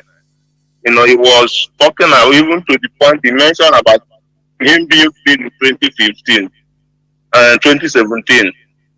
But when he was talking about him being Mazi Nnamdi Kanu in 2017, he was referring to a different barrister being the person that freed Mazi Nnamdi Kanu, not barrister Jofo that we know. So I paused and I was also listening to that particular documentary. At a point, he was directing the ordeal of Mazi Nnamdi Kanu in Kenya. The way the documentary was running, the detail, I was surprised because he was saying something. Mazi Kanu was arrested in Kenya or another location and extradited to Nigeria. We all know that information is false. And going forward again, he began to say that when Mazi Nnamdi Kanu was arrested and extradited to Nigeria to come and face terrorism charge, that the SN and IPOB engaged with some other criminals in the Biafra land to begin to kill the security agencies and the politicians covertly. So this information that this particular documentary is dishing out to the public stopped me, even though he was saying some other good things. But one thing I know about media is that information has to be right and direct. Mazi, and you ask your question. Mazi, please go straight to your questions. The details, okay, because propaganda is everywhere. It's not something you can control. That is what we should understand. Sometimes we also should be reasonable enough. Not anything you see on social media, you come, you accuse, you want the DOS to go and control it. Why not stop it? You know, let us also be reasonable. Social media is another world altogether. Somebody from Hong Kong can write, open a media and become, maybe Biafra, and start dishing out anything. You know, is it every detail that we can start bringing out and start talking about? Mazi, please summarize your question. Summarize it, please. Mazi, sorry to take exception to what you said, Mazi. This struggle, we are following the struggle, and when I talk about something being published, I didn't say a third party media. I know our frontline media houses. If you want me to begin to mention them, I'll mention them. This is a documentary that is being promoted, even shared by our frontline media, that is saying some kind of negative thing about our struggle and about our leaders. This is why I'm asking if some of these things are being sponsored by criminals. Mazi, let me come in here. Sorry. Please, what you will do, I will advise you. If you see such a thing, even now, I will advise you, if you still have that documentary, you know, there are things that possibility. There is nobody in IPOB media who will intentionally, you know, sometimes people might see, that's why we used to encourage the media, if you see an article, read it till the end before you publish it, before you post it. Sometimes people might watch the beginning of a documentary. It looks very interesting. And they just share it. Looking very nice. And he just share it. Without going deeply to listen to exactly what that distance. So in this case, what you will help us to do, if you found such a thing, I am sure it is not done intentionally. And maybe for somebody like me, I have not seen such documentary, please bring it to our attention. You can forward it to Mazi Chinasa, this line you call. He is also in the media department. He will bring the attention anywhere we see it. We can call the person involved and tell him, please, did you watch this thing? Please pull it down. It is not, it does happen. Like Mazi Chinasa said, people can do anything. They make their propaganda. We cannot control them. But one thing I understand your point is for us sharing it in our platform or in front of, or a frontline media person sharing it. It is not, you know, it is not something encouraging. It is not accepted. And if I can bet you, if you can give us the link of the person that shared it, I can bet you maybe he didn't listen to that and know what that documentary is saying. I have not come across such documentary, but I will still, even though I have not come across, I would like to have it from you so that I will go through, we will see the another channel the enemies are coming from. We can blacklist that documentary. They were watching it. They were. I will not go further than this, and I will do as you just said. Send it, please. Send it. Thank you. That's why even personally, I don't share something I didn't listen even to the end. I never do it. Never. Because some headlines are misleading anyway. But they're misleading. Yes. Along the line, they punch you in the middle. You won't know. There's a message they want to send. But they will start as if they are with you, but after they send that message, if you are not smart enough to see all these things, you will be mistaken. Yes. Caller on WhatsApp, you are the last caller. Caller on WhatsApp, Mazi Ugo. I think you are. Welcome to the program. Please, your question, if you may. Go on, Mazi. Thank you very much, big brother Mazi Chinasa Nworu. This is your brother Ugo calling from my location at the moment. Mazi Chinasa Nworu, I have a few things to put it to you. One is this: the people that since the rendition of Onyendu, we all know what happened. These people that deviate, instead of them to fight for our freedom, and just like Onyendu, we are, you know, his job is to rescue our people from the Nigerian government. But these people that contribute money for this infiltrator, these chief infiltrators, we know all their faces. Like if you say, they go to Biafra land, they label our own people saboteur, and they murder them. These people that we have their names and their faces, we have them. What is going to be their position? What are you people doing to make sure that these people will never go on public? Therefore, we hold them responsible. We know them, and their faces are there. And the second question is this. We have, I know you guys are doing your own things secretly. You don't want some of us to know. That's good by me. But I'm trying to let you put it to you now. Is there anything you guys are doing regarding this Perima and the Finland government to make sure that this guy did not get away with all the atrocity that he has committed? Because we had him on some of what he has been saying is not on record. In any way you guys are giving Finland government all this evidence against all this evidence towards this Perima to make sure that you be more responsible. It won't be at any time. I hope, because what I'm saying is the blackmailing of Nigerian government since the edition of Mazi Chinasa Nworu, and they are going outside, they are going to international community, blackmail you guys as well. Because of the atrocity this guy in Finland has committed against our people, that is what they are using to blackmail the DOS and Mazi Chinasa Nworu as he stands now. Those foreign government, what are you people giving them this evidence that we have as well, just in case if you guys are meeting them or sending people to meet them? All this evidence about this Eberima, because this is where all these things started. You have made your points. I think you have made your point. Thank you very much. I want to know. Thank you. Before Mazi Chinasa, we answer and continue. Okay, no, I have another caller anyway. Let me also say this to what our brother asked. This is freedom fighting. There is something we should understand, commonsensically. Anything that IPOB is against, whether national or international, Nigeria government will put hand in order to promote that, to protect that thing. Let me leave it there. Mazi Chinasa, please go on to what he said. Go on. Yeah, Mazi, what my answer to this, our brother, is this. The countries that reveal to us,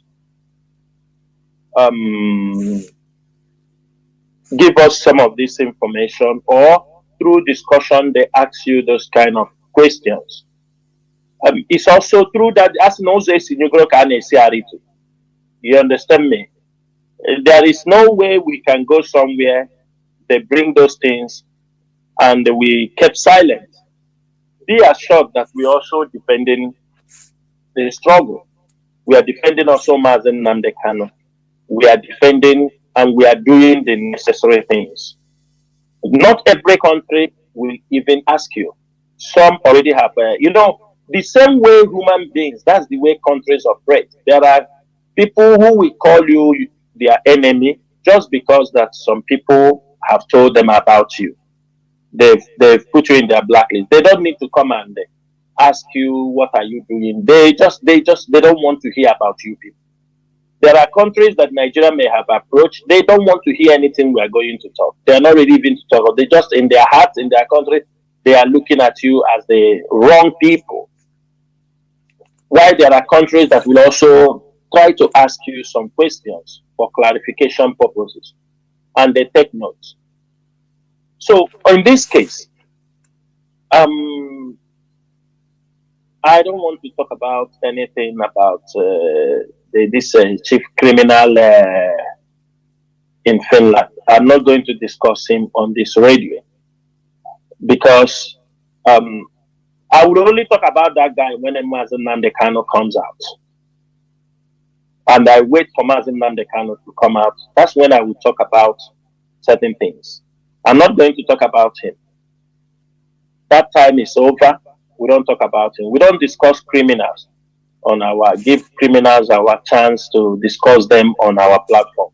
The only time we give them is to call them out, but not to discuss them. We just call them out. That's all we can do. So be assured, the blackmail is huge. The blackmail is huge. And If not that IPOB is ordained. I'm telling you, even sometimes how we survive some of these battles, we can't explain. We can't explain. Like me, sometimes you can imagine all the attacks they have leveled against me, all the things they have done, Interpol, all these things. You can imagine. How did I survive them?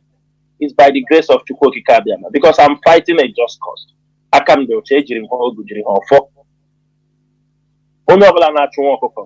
You understand me?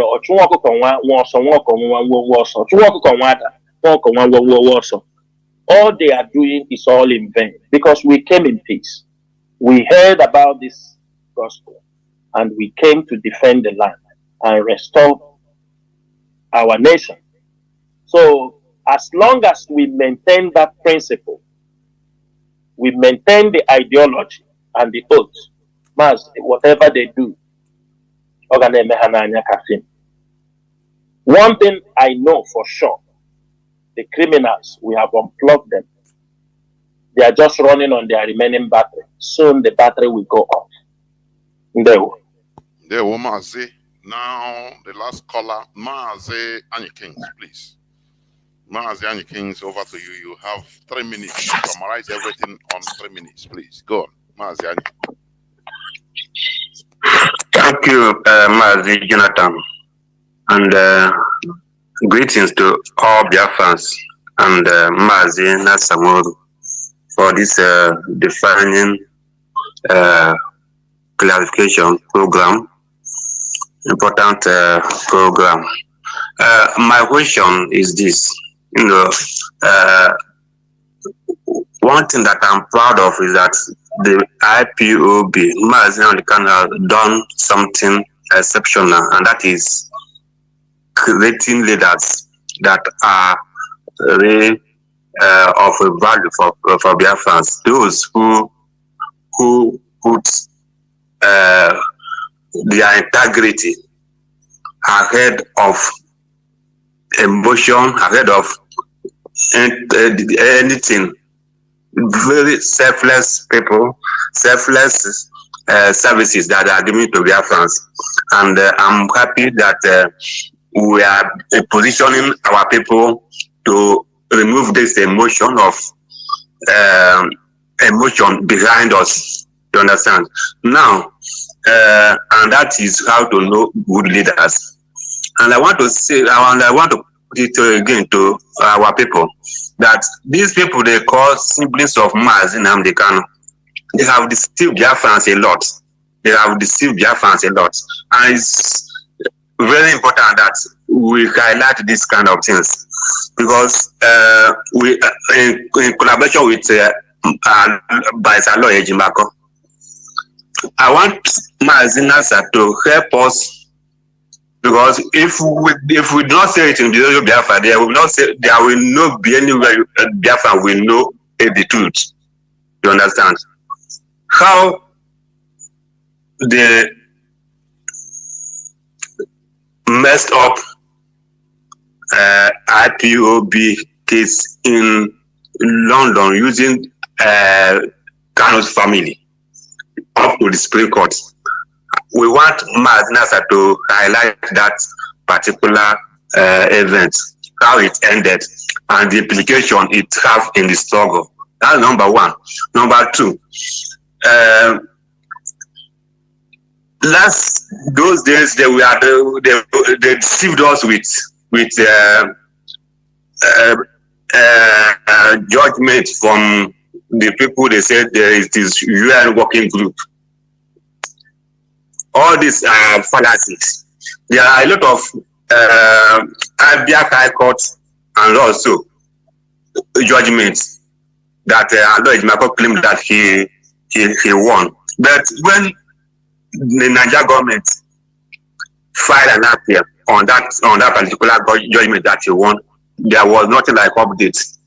You understand? So there is nothing like updates. When they lose case, they will not give Biafrans updates. But when they have any winning, they will now start tweeting, highlighting everything. That is to deceive people. That is deceit. And If we do not say all these things in Radio Biafra, then I don't think Biafra will understand the truth. The people, the devil behind this what we are fighting for. So I would like Mazi Chinasa to highlight all those court cases that this man, in collaboration with the symbolists of Mazi Kanu, has destroyed. All those court cases that they have messed up. Using Kanu's family. Mazi Chinasa, although I know you touched it, but if you have anything to say, you continue even towards making your parting shots, please. Go on, Mazi. Go on. Yeah, Mazi, one thing I want to clarify. I want to clarify something. What are those things I want to clarify is what we are trying to prevent is things that will damage the image of the Biafran struggle. That's why most times we do advise. We call them to step back. But, they want to do. Like when they're handling the cases, they present themselves that the case of extraordinary rendition shouldn't be even coming between Mazi Nnamdi Kanu family and the government. He's the leader of 70 million people, for Christ's sake.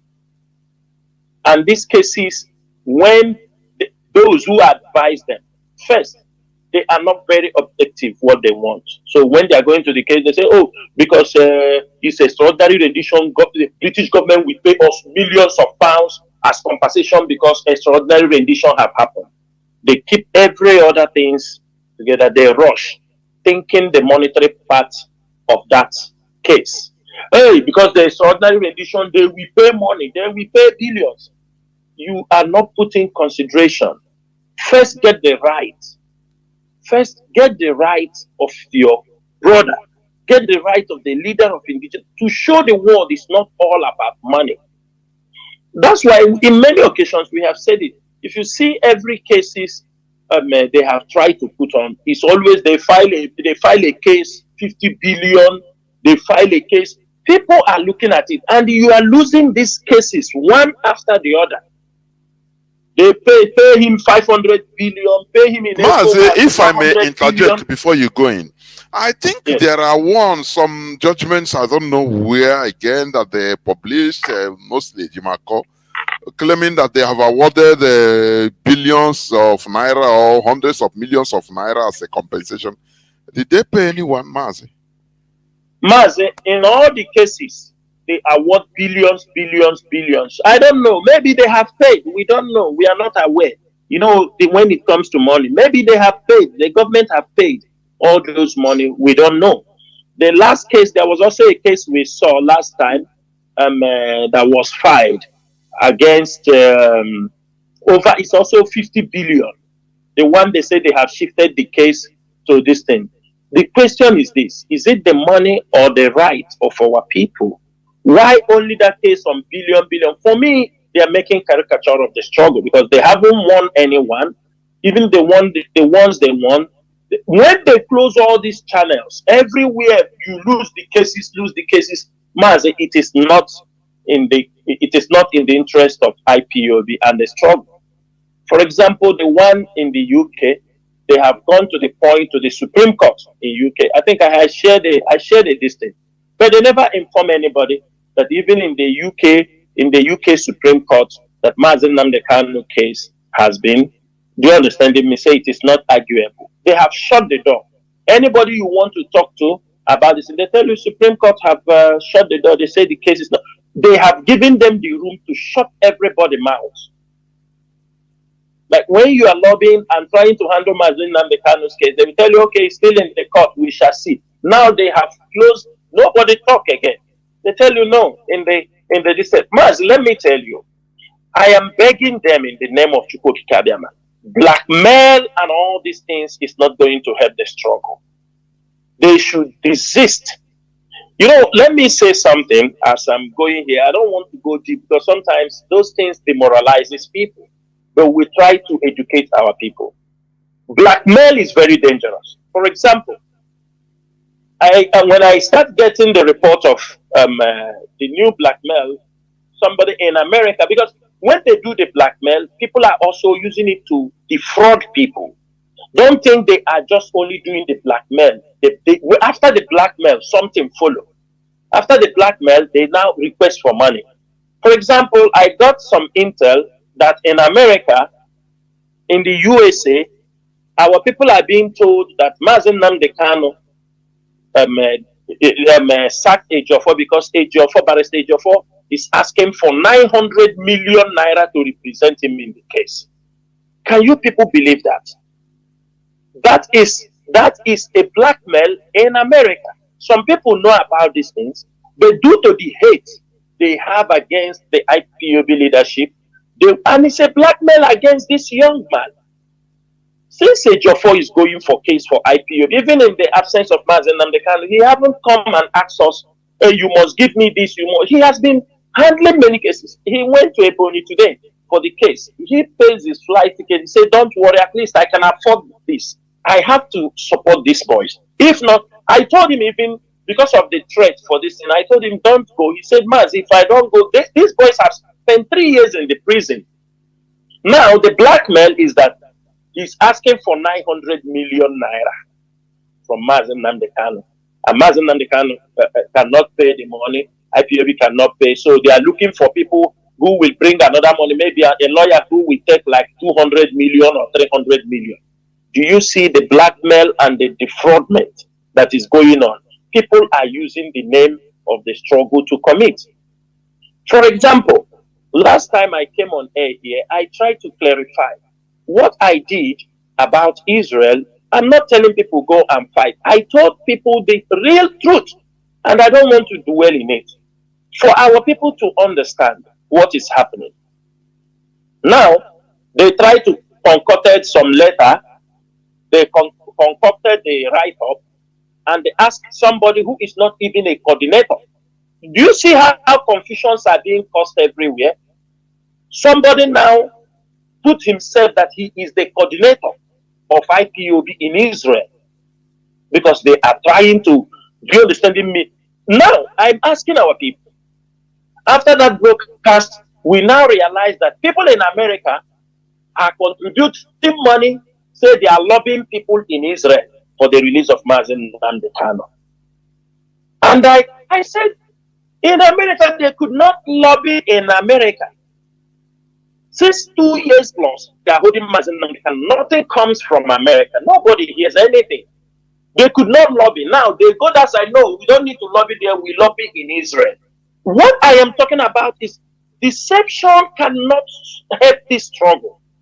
And when they say they are lobbying, there are people, money are being taken from them and they're being given. And these things are not giving good image for IPOB. Yes, there is also another news. Some people also claiming that money, on the 15th of December, when Mazi Nnamdi Kanu is supposed to be released, there are people, they said they contributed money also for a private jet. So that as soon as Mazi Nnamdi Kanu come out from the place, from DSS, they know that, even themselves know that Mazi Nnamdi Kanu will not be released on that day. But some people are using that to defraud people. Told them they are chartering a private jet to carry Mazi Nnamdi Kanu straight from there to America. What we are asking, when you are lying upon lying, those who are doing these things, the more they are doing it, they are damaging the image of IPOB. They are damaging the image of Mazi Nnamdi Kanu. They are damaging, Mazi Nnamdi Kanu is in the prison, in the DSS detention. And people, instead of to tell people the reality, people will go to lie that you need to bribe the Supreme Court to get judgment. Mazi Nnamdi Kanu case is a high-level profile case. You're going to bribe this thing. People use it all kind of defraudment. And what we are saying, our people, and we don't tell you, people tell you, but take a little time and inquire if this is. We know you want Biafra to come. We know you want to put Mazi Nnamdi Kanu to help. But what we are saying, ask questions. IPOB is open. Ask questions. Not after you might have contributed and given out money, later you come back to be shouting to us, Anyamo, Anyamo, Anyamo, Anyamo, or you start to murmur, you start to send out grudges, and tomorrow they say IPOB is defrauding people. These are the things we are asking our people to be careful of. Because there is nothing they cannot do. The people in Israel know what I am talking. But can you imagine, because I said something, now immediately they have prepared, they wrote something and took somebody who is not even IPOB coordinator. And they took that and put his name. And the person in question used it and post and start claiming rights. Do you understand me? So all these things are what we are talking about. I do not say anybody, Israel, hate Israel. I do not say go and fight Israel. We just want to educate our people, because at the end of the day, people are asking questions. Look at how many synagogues burned down in Biafra land. How many people from the synagogue killed? Church, Jews, nobody cares. At a point, you don't know whether you are the one bringing problem for yourself. Or you did something for many years, you think back and say, this thing we are doing, is it helping us? Or is it coming against us? That is only my argument. If you want to lie for yourself, lie for yourself. But talking to Biafrans, don't lie for Biafrans, because one lie can send people to their early grave. A lie can destroy people. That is only my argument. We saw the people that came, those two Jews, they came, they were making documentary in Africa. These guys were making documentary. I think, if I can remember the month when this thing happened, I think this thing happened around, it was in July. It's like after 1 month, Mazi Chinasa. These guys were already on a mission. They were 3 Israelis. They were filmmakers.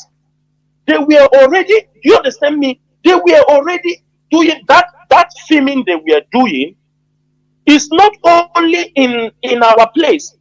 They have already done, they are making documentary for Jewish communities in Africa, in Kenya, in Madagascar, in Uganda, in Nigeria. These people were traveling. But due to how our people are, when these guys came in, filming over, I think they were in Ogidi. They visited Ogidi, in Anambra. Ogidi. In Anambra, where they are doing those things, our people, this fake news, our people start to, oh, these people may be Mossad, these people may be, and the fraudulent people pick up that thing. Those guys finally were arrested, and they were not in any way, they were just normal filmmakers. And now, the documentary that's supposed, the Jewish community in our place, so that's supposed to be included as they were traveling all around. The person who sent them this is one of our brother in Israel also. He's from Umbise, something Ben Yehud. He was the one who was part of this program. And even Kason Kume, one of our brother, knows about these things. And these guys were making, they are just filmmakers. But can't you believe people, our people say, well, this may be Mossad, this may be, at the end of the day, these people, we expose them to danger. The film they came, they couldn't even do the film again to put these things in the program. They were filming the whole of Africa. At the end of the day, some people use it as an opportunity. They use it to start defrauding people. Oh, that they spend money to bring Mossad to come and deliver Mazi Chinasa. When he was in Israel, they didn't do that. In Kenya, they did. It is now that he is inside the DSS custody. These things are not good. It is not good. We are risking ourselves. We are risking people with lies. What are we benefiting? Even if in the documentary now, the people, they couldn't even include the Biafra land people who believe in the Jewish thing. They could not, because their this thing was, we are interrupted by the arrest by the DSS.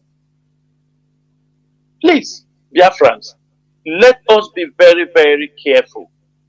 We are in a very sensitive, what we say, we can use it to kill people. People can die because of it. What we do, our actions, stop blackmailing people just for you to blackmail. What are you benefiting? And you know you are just lying. You just continue lying on a daily basis. If they say the one that affects you, immediately you go and write something, give somebody, give him his name, tell him publish. You are the one talking. We know those who wrote those things. I have worked with many of them. I know the person they attach his name, even if he die and wake up in the next 10 years, he cannot put down those words. And at the end of the day, ask him, was he welcome? That is a simple question. Please, it is time we respect ourselves. What we are doing is a serious thing. Countries are watching. People are looking at you. What we do on social media, it's having effect. It has its own positive and negative effect. And I want to use this opportunity also to correct some impression. Because in America, because sometimes I used to talk, they think I am generalizing everybody. When I am talking, I used to always say it is not, I used to say some women in America. I would not, because of what some women have done in America, we must always appreciate also there are women who are still standing strong in America. Especially in America. We know there are women who stood very, very strong till date. They are supporting this struggle with the little they have. And we have known them for a very long time. We knew the women who came into this struggle and they take it. Everybody, you know what surprises me? Everybody come in. You want to be general, mama Biafra this, mama that. Everybody, guy name. Everybody guy name. This one, Mazi Nnamdi Kanu, supreme leader. He's saying now, but an spiritual leader of Biafra. Everybody guy. What is wrong with us? We without the big name, most of our people can never function. It's really, they came out from this person is Mama Biafra, this one is, do you understand me? This one is Mama General, this one is this. People coming with bogus name, with empty brains. They come for trouble. People who cannot manage their homes, they want to manage IPOB. I want to clarify this. We, all of us, know these women. We know them. They were very visible in their actions, in their behaviors, in everything they do. Thank God we are not the ones that brought them into IPOB. They know how they found their way into IPOB. Mazi Nnamdi Kanu can only explain better. I wish he is outside and see what these women, all these people, they have caused in this struggle. I wish. It's unfortunate that when he comes out, he will now only come to listening. I wish he was seeing them, what they were doing. They came to defile everything we are doing. Everybody, have you all forgotten so soon that Nelly was there? Whose name, maybe they said the Irene name, maybe Nkechi Nyerasiebu or what? Do you see them again? Their job is done. They have taken their money, they disappear. Have you all of you forget who you be say? Have you all forgotten this? Who we forgot? Have you forgotten Madam Bridget, the one that said they are Directorate of Fame, they conduct this thing to overthrow the DOS? Have all of you forgotten her? At the end of the day, she end up, form her own group, her own Sunrise, and they use it, they think.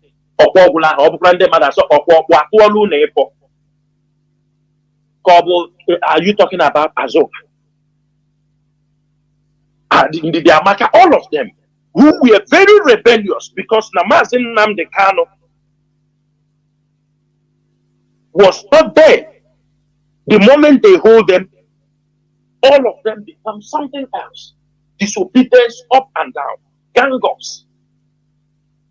When we are talking about some women in America, please, our mothers in America, we know all of you, our sisters, our wives in America, like the way we use our wives, and Chinasa Nworu in America. That is the way we call all these things. We do not in any way, me in any way, intend to disrespect anybody. We know you people are supporting. We know you people are doing your best, and we urge you to continue to do, both the men and the women. Last time I came on air, I said there are people who in some ways I have forgiven them. There were people who blackmailed us out of ignorance. And now, with time, they understood what they did. No. I got to tell everybody. There are those who went to the extent to take our life. Today, most of them are no more alive.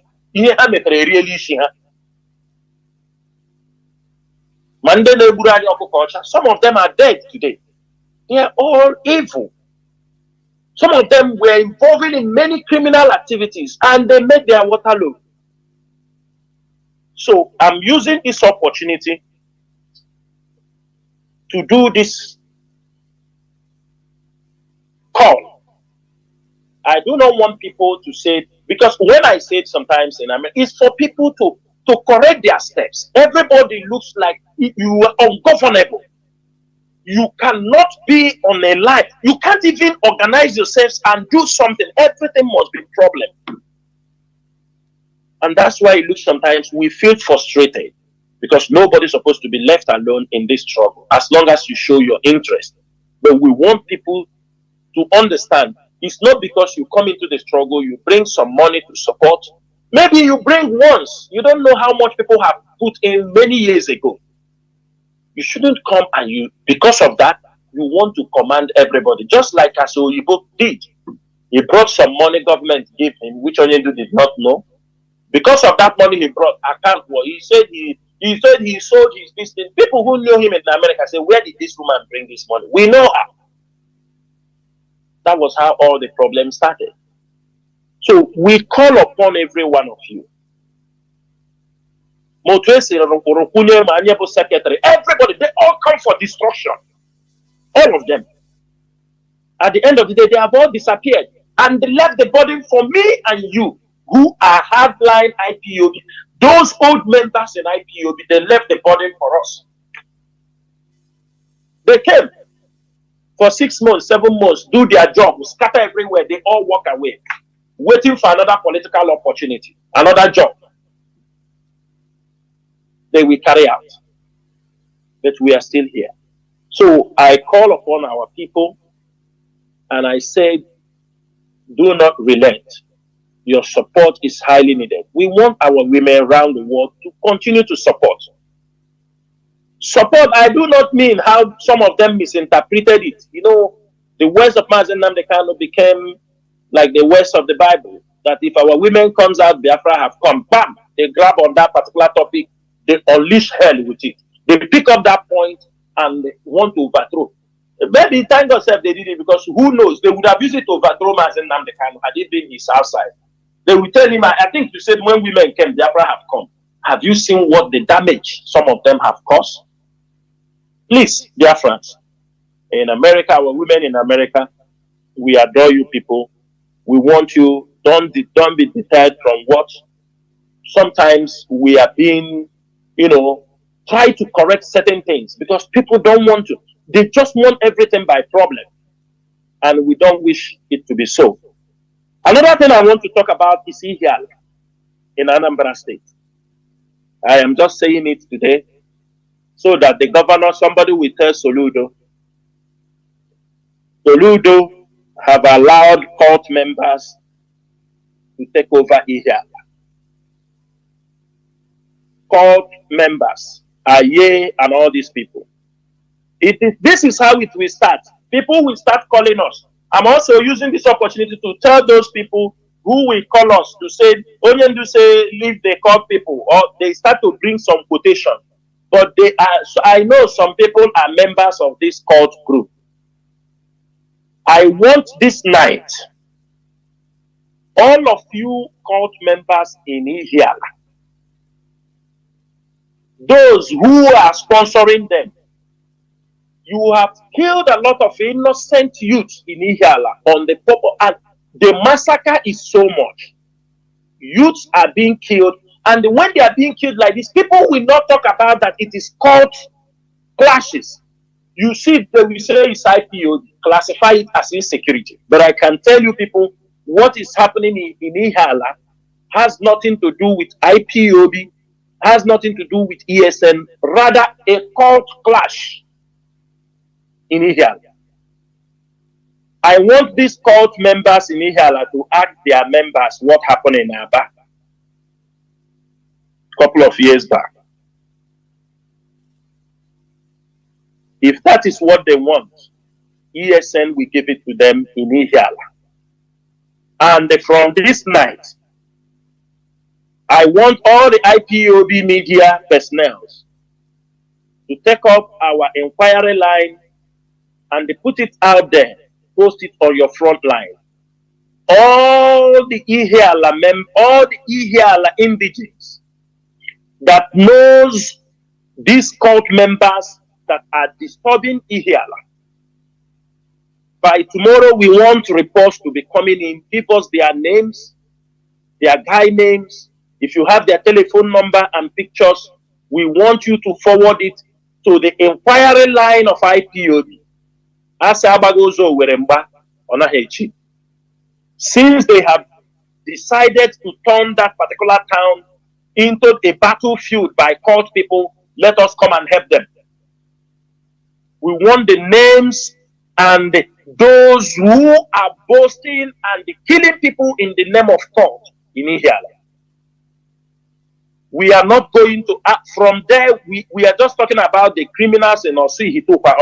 Now the cult people have turned that place, killing themselves, killing innocent people, burning houses out of clash. And this will not be tolerated. And I'm making it very, very clear. There are things the announcement I supposed to make this evening on some people. And I'm talking about in Abia State. In Abia State, there are few people in Abia State, in Osisioma in particular, that have decided that they have turned out to learn how to blackmail. They blackmail Chinasa Nworu, they blackmail. I got in touch with an audio where somebody is claiming that Chinasa Nworu is telling somebody, don't you know that Chinasa Nworu have went and begged the criminal in Finland that it was Chike Doziem that deceived me. Another person called Azayoba and tell him, what are you waiting that the DOS have all decided and went and begged a criminal? Have you seen the level of propaganda they are lying? I am saying this thing, they call your name Charles. I am still collecting other information to conclude with the command. And I will give you in my next broadcast, before my next broadcast, if you know anything in your hand in IPOB, among our distinct, you go and surrender it as soon as possible and resign honorably from this movement. Because in my next broadcast, I'm going to mention the names of 11 of you who have decided to turn that part of Abia State into a different thing. Indiscipline will not be tolerated, and we are not going to take it from this night onward. Because if people like you can turn and start blackmail, start saying things on horrible things, things that don't exist, that means you have become a new agent for the enemies within. And we are not going to keep silent that what happened in Imo State will happen in any part of Biafra land any longer. We are in a very critical time. If anybody sends you, tell him that mission will take your head. If they have asked you to come to disrupt IPOB and the ESN in what we are doing, I'm telling you, you are messing with yourself and your life. It is better if you are tired and you do not want to belong to IPOB any longer, please suddenly go a separate way. And in my next broadcast, if I hear anything again about your propaganda, your lies, I'm telling you, people will be dismissed on air in my next broadcast. I'm saying it. The same thing goes to Anambra. The same thing goes to Enugu. I am also giving this warning to Enugu commander. You know yourself, and people should cut these things and hand over to him. Time is over because Fulanis are stepping into Enugu with full force. And I am giving you by the end of this month. If Enugu is not put in order, if Enugu is not put the way it's supposed to be because of the dangers coming, because most of the Fulani herdsmen are moving, they are already in Enugu, trying to penetrate other parts of Biafra land. If you don't put your house in order, we do not have any option than to make sure that you are being discharged from your duty. It's as simple as that. We cannot afford to risk the life of our people at this particular time. And we do not want to hear from you where you are discouraging people to do what they have to do to make sure they protect our people. That will never happen and be tolerated any longer. I am making this pronouncement this night so that those, whether he's listening or those listening, they should cut out this place and tell the person, the ESN commander in Enugu, if Fulani herdsmen continue to float into that state the way it is going now, you know you will be discharged on air and another gallant man will pick over the assignment to protect our people in Enugu. I would like to stop here. As a Kofoji4, Kofalapo. I would also like to come on air, maybe before the month runs out. But what I'm promising Biafrans is one thing.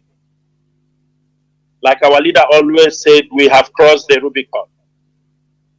Anybody going struggle is death that is calling him. We must continue to push. We must push and we must get what we want. We must restore Biafra. It is a mission that must be accomplished. The signs are there that we are going to restore Biafra. The signs are there that we are capable to release Mazi Kanu if we can understand and put all our strategies together. It's not when you hear a strategy, you run and use it to go for your own selfish interest. We must all know that this is a collective fight. And finally, I will also use this opportunity. Biafrans and lovers of freedom, all of you who have supported this struggle, those their names are known and those their names are not known. Do not be intimidated by the Nigerian government because you supported the Biafra struggle. It is your fight. It is our fight. It's a collective fight. Do not be intimidated by the Nigerian DSS for supporting this struggle. You are doing the right thing. We know some people use because of this support and they use it and set trap for some people. We do not want you to be scared away. You have your choice to support this struggle. You don't have an excuse. Even if there are mistakes that have been done, even if in one way or the other you feel embarrassed, but you still have to support this struggle. It is for we and you. Some of us in the front line of this struggle may not live to see Biafra, but we are fighting it that you and your family and your brothers and your people will see Biafra. There is no guarantee that we are going to see Biafra, because this is a fight at the end, maybe at the end of the struggle. You don't know those who will come for your life. You don't know those who will come to make sure that they put you down. It happens. We put every possibility on the table. We know how they work. They may decide to give Biafra and take down all the people who were frontline, who were hardened, because they want a new crop of politicians who they will use to continue to manipulate our people. But that won't happen. We will do our best. Remember that Biafras, you are fighting Biafrans. You are fighting to restore Biafra. The enemies are also, the neo-colonists are also planning, putting up their own strategies on what they will do in case you restore Biafra. I want everybody to know we are dealing with the British, not the France. Do you know the difference between the British and the France as colonial masters, or since they left? You know the British will, when you are going against what the British don't want, they will call you and advise you. They will try their best to advise you, and that's what you see happening in Nigeria most times. They might not be happy with you, but they will try to advise you. At a point, if they find out that you are not, they start to negotiate for their interest with another party, using another party to push you out. That is the system the French use, the British always use. The French approach is more cruel than the British, because the French will threaten you. If the French put you in power and you do not do their bidding, they will threaten you. They may even kill you. That's why you see most of the French countries, either you see the leader, at the end of the day, he might be in jail, he might be killed. Look at all the French countries where you see all these things happening. Imagine what happened to Kusum in Niger. Imagine what happened to Mali, happened to Burkina Faso. Imagine what happened. Imagine what is happening in that region. Look at what is happening in Senegal. Look at Macky Sall. At the end of the day, the first time or second time the Fulani man is coming in power, you see he's destroying, because their mind is blocked. If you do not, the French will be threatening you. You can never fail them and you don't go to jail or you don't get killed.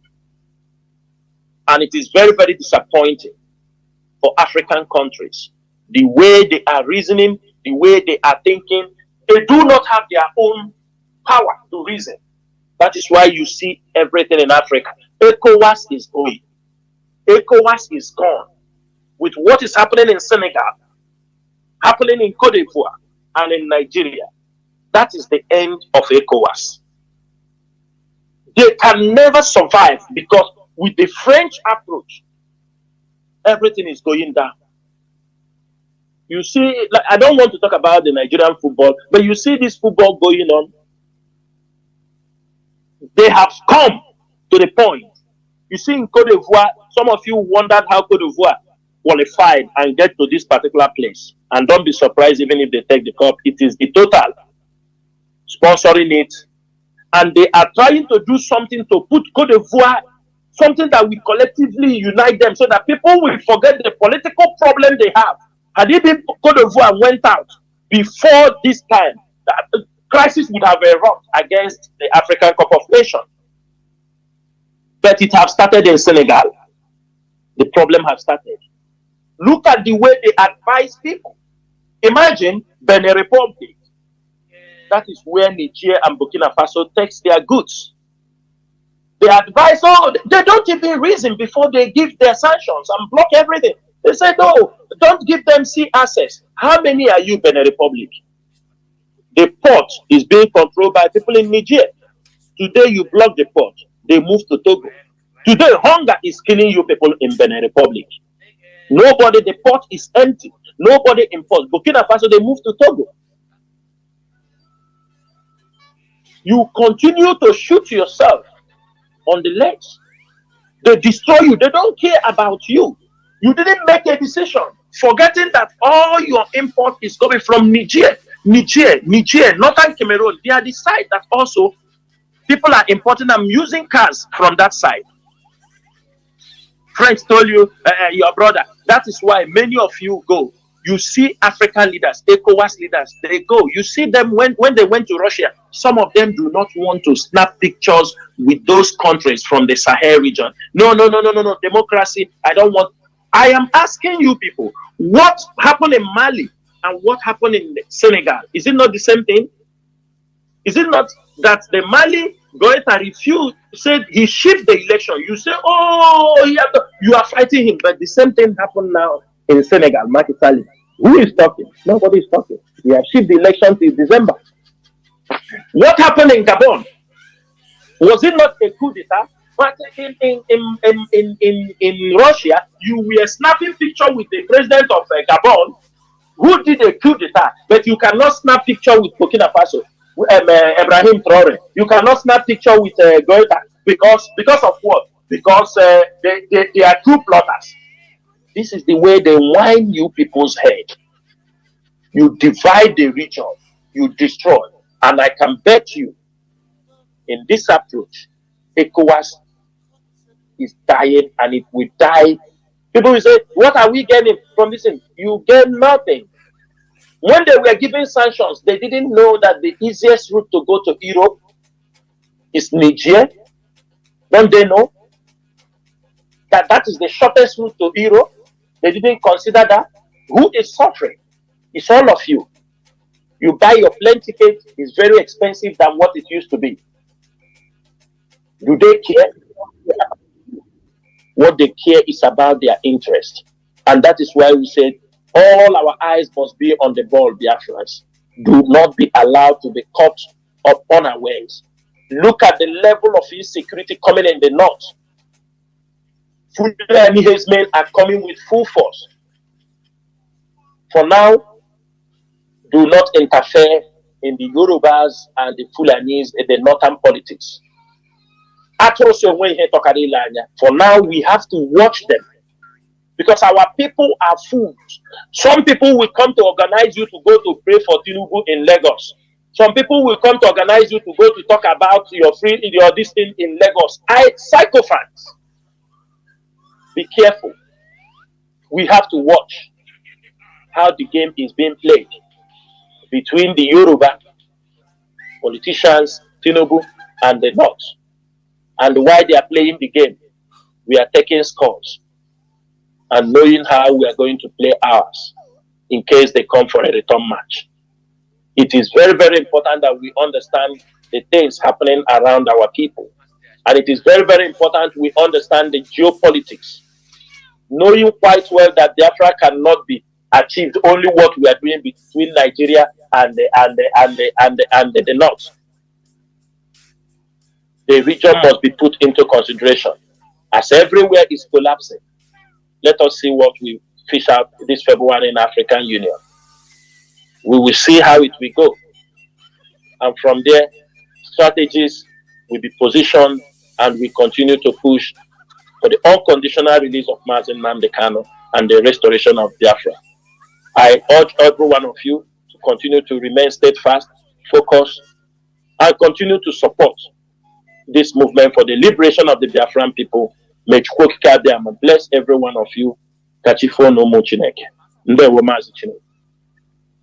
Ndewo Mazi. Ndewo, Biafrans and lovers of freedom. You have heard it from the horse's mouth. This is where we come to the end of the program. We apologize. Many people are still calling, but we cannot take all the calls, please. Tomorrow is another day. Biafra remains our religion, our ideology, and Radio Biafra is where we worship. From me, Mazi Chinedu, from here, it is simply good evening.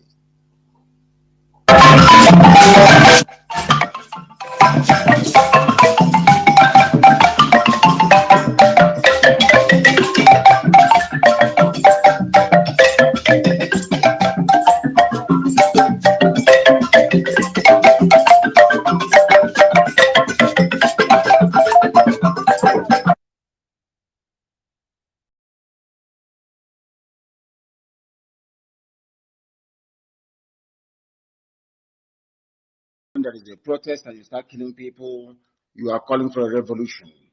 The alliance of the evil ones and the wicked ones have now gathered, and we must do something about it. I say good morning, good afternoon, good evening, and good night to some of you. The whole world is listening to us tonight. I apologize I wasn't able to come in the morning. I was feeling a bit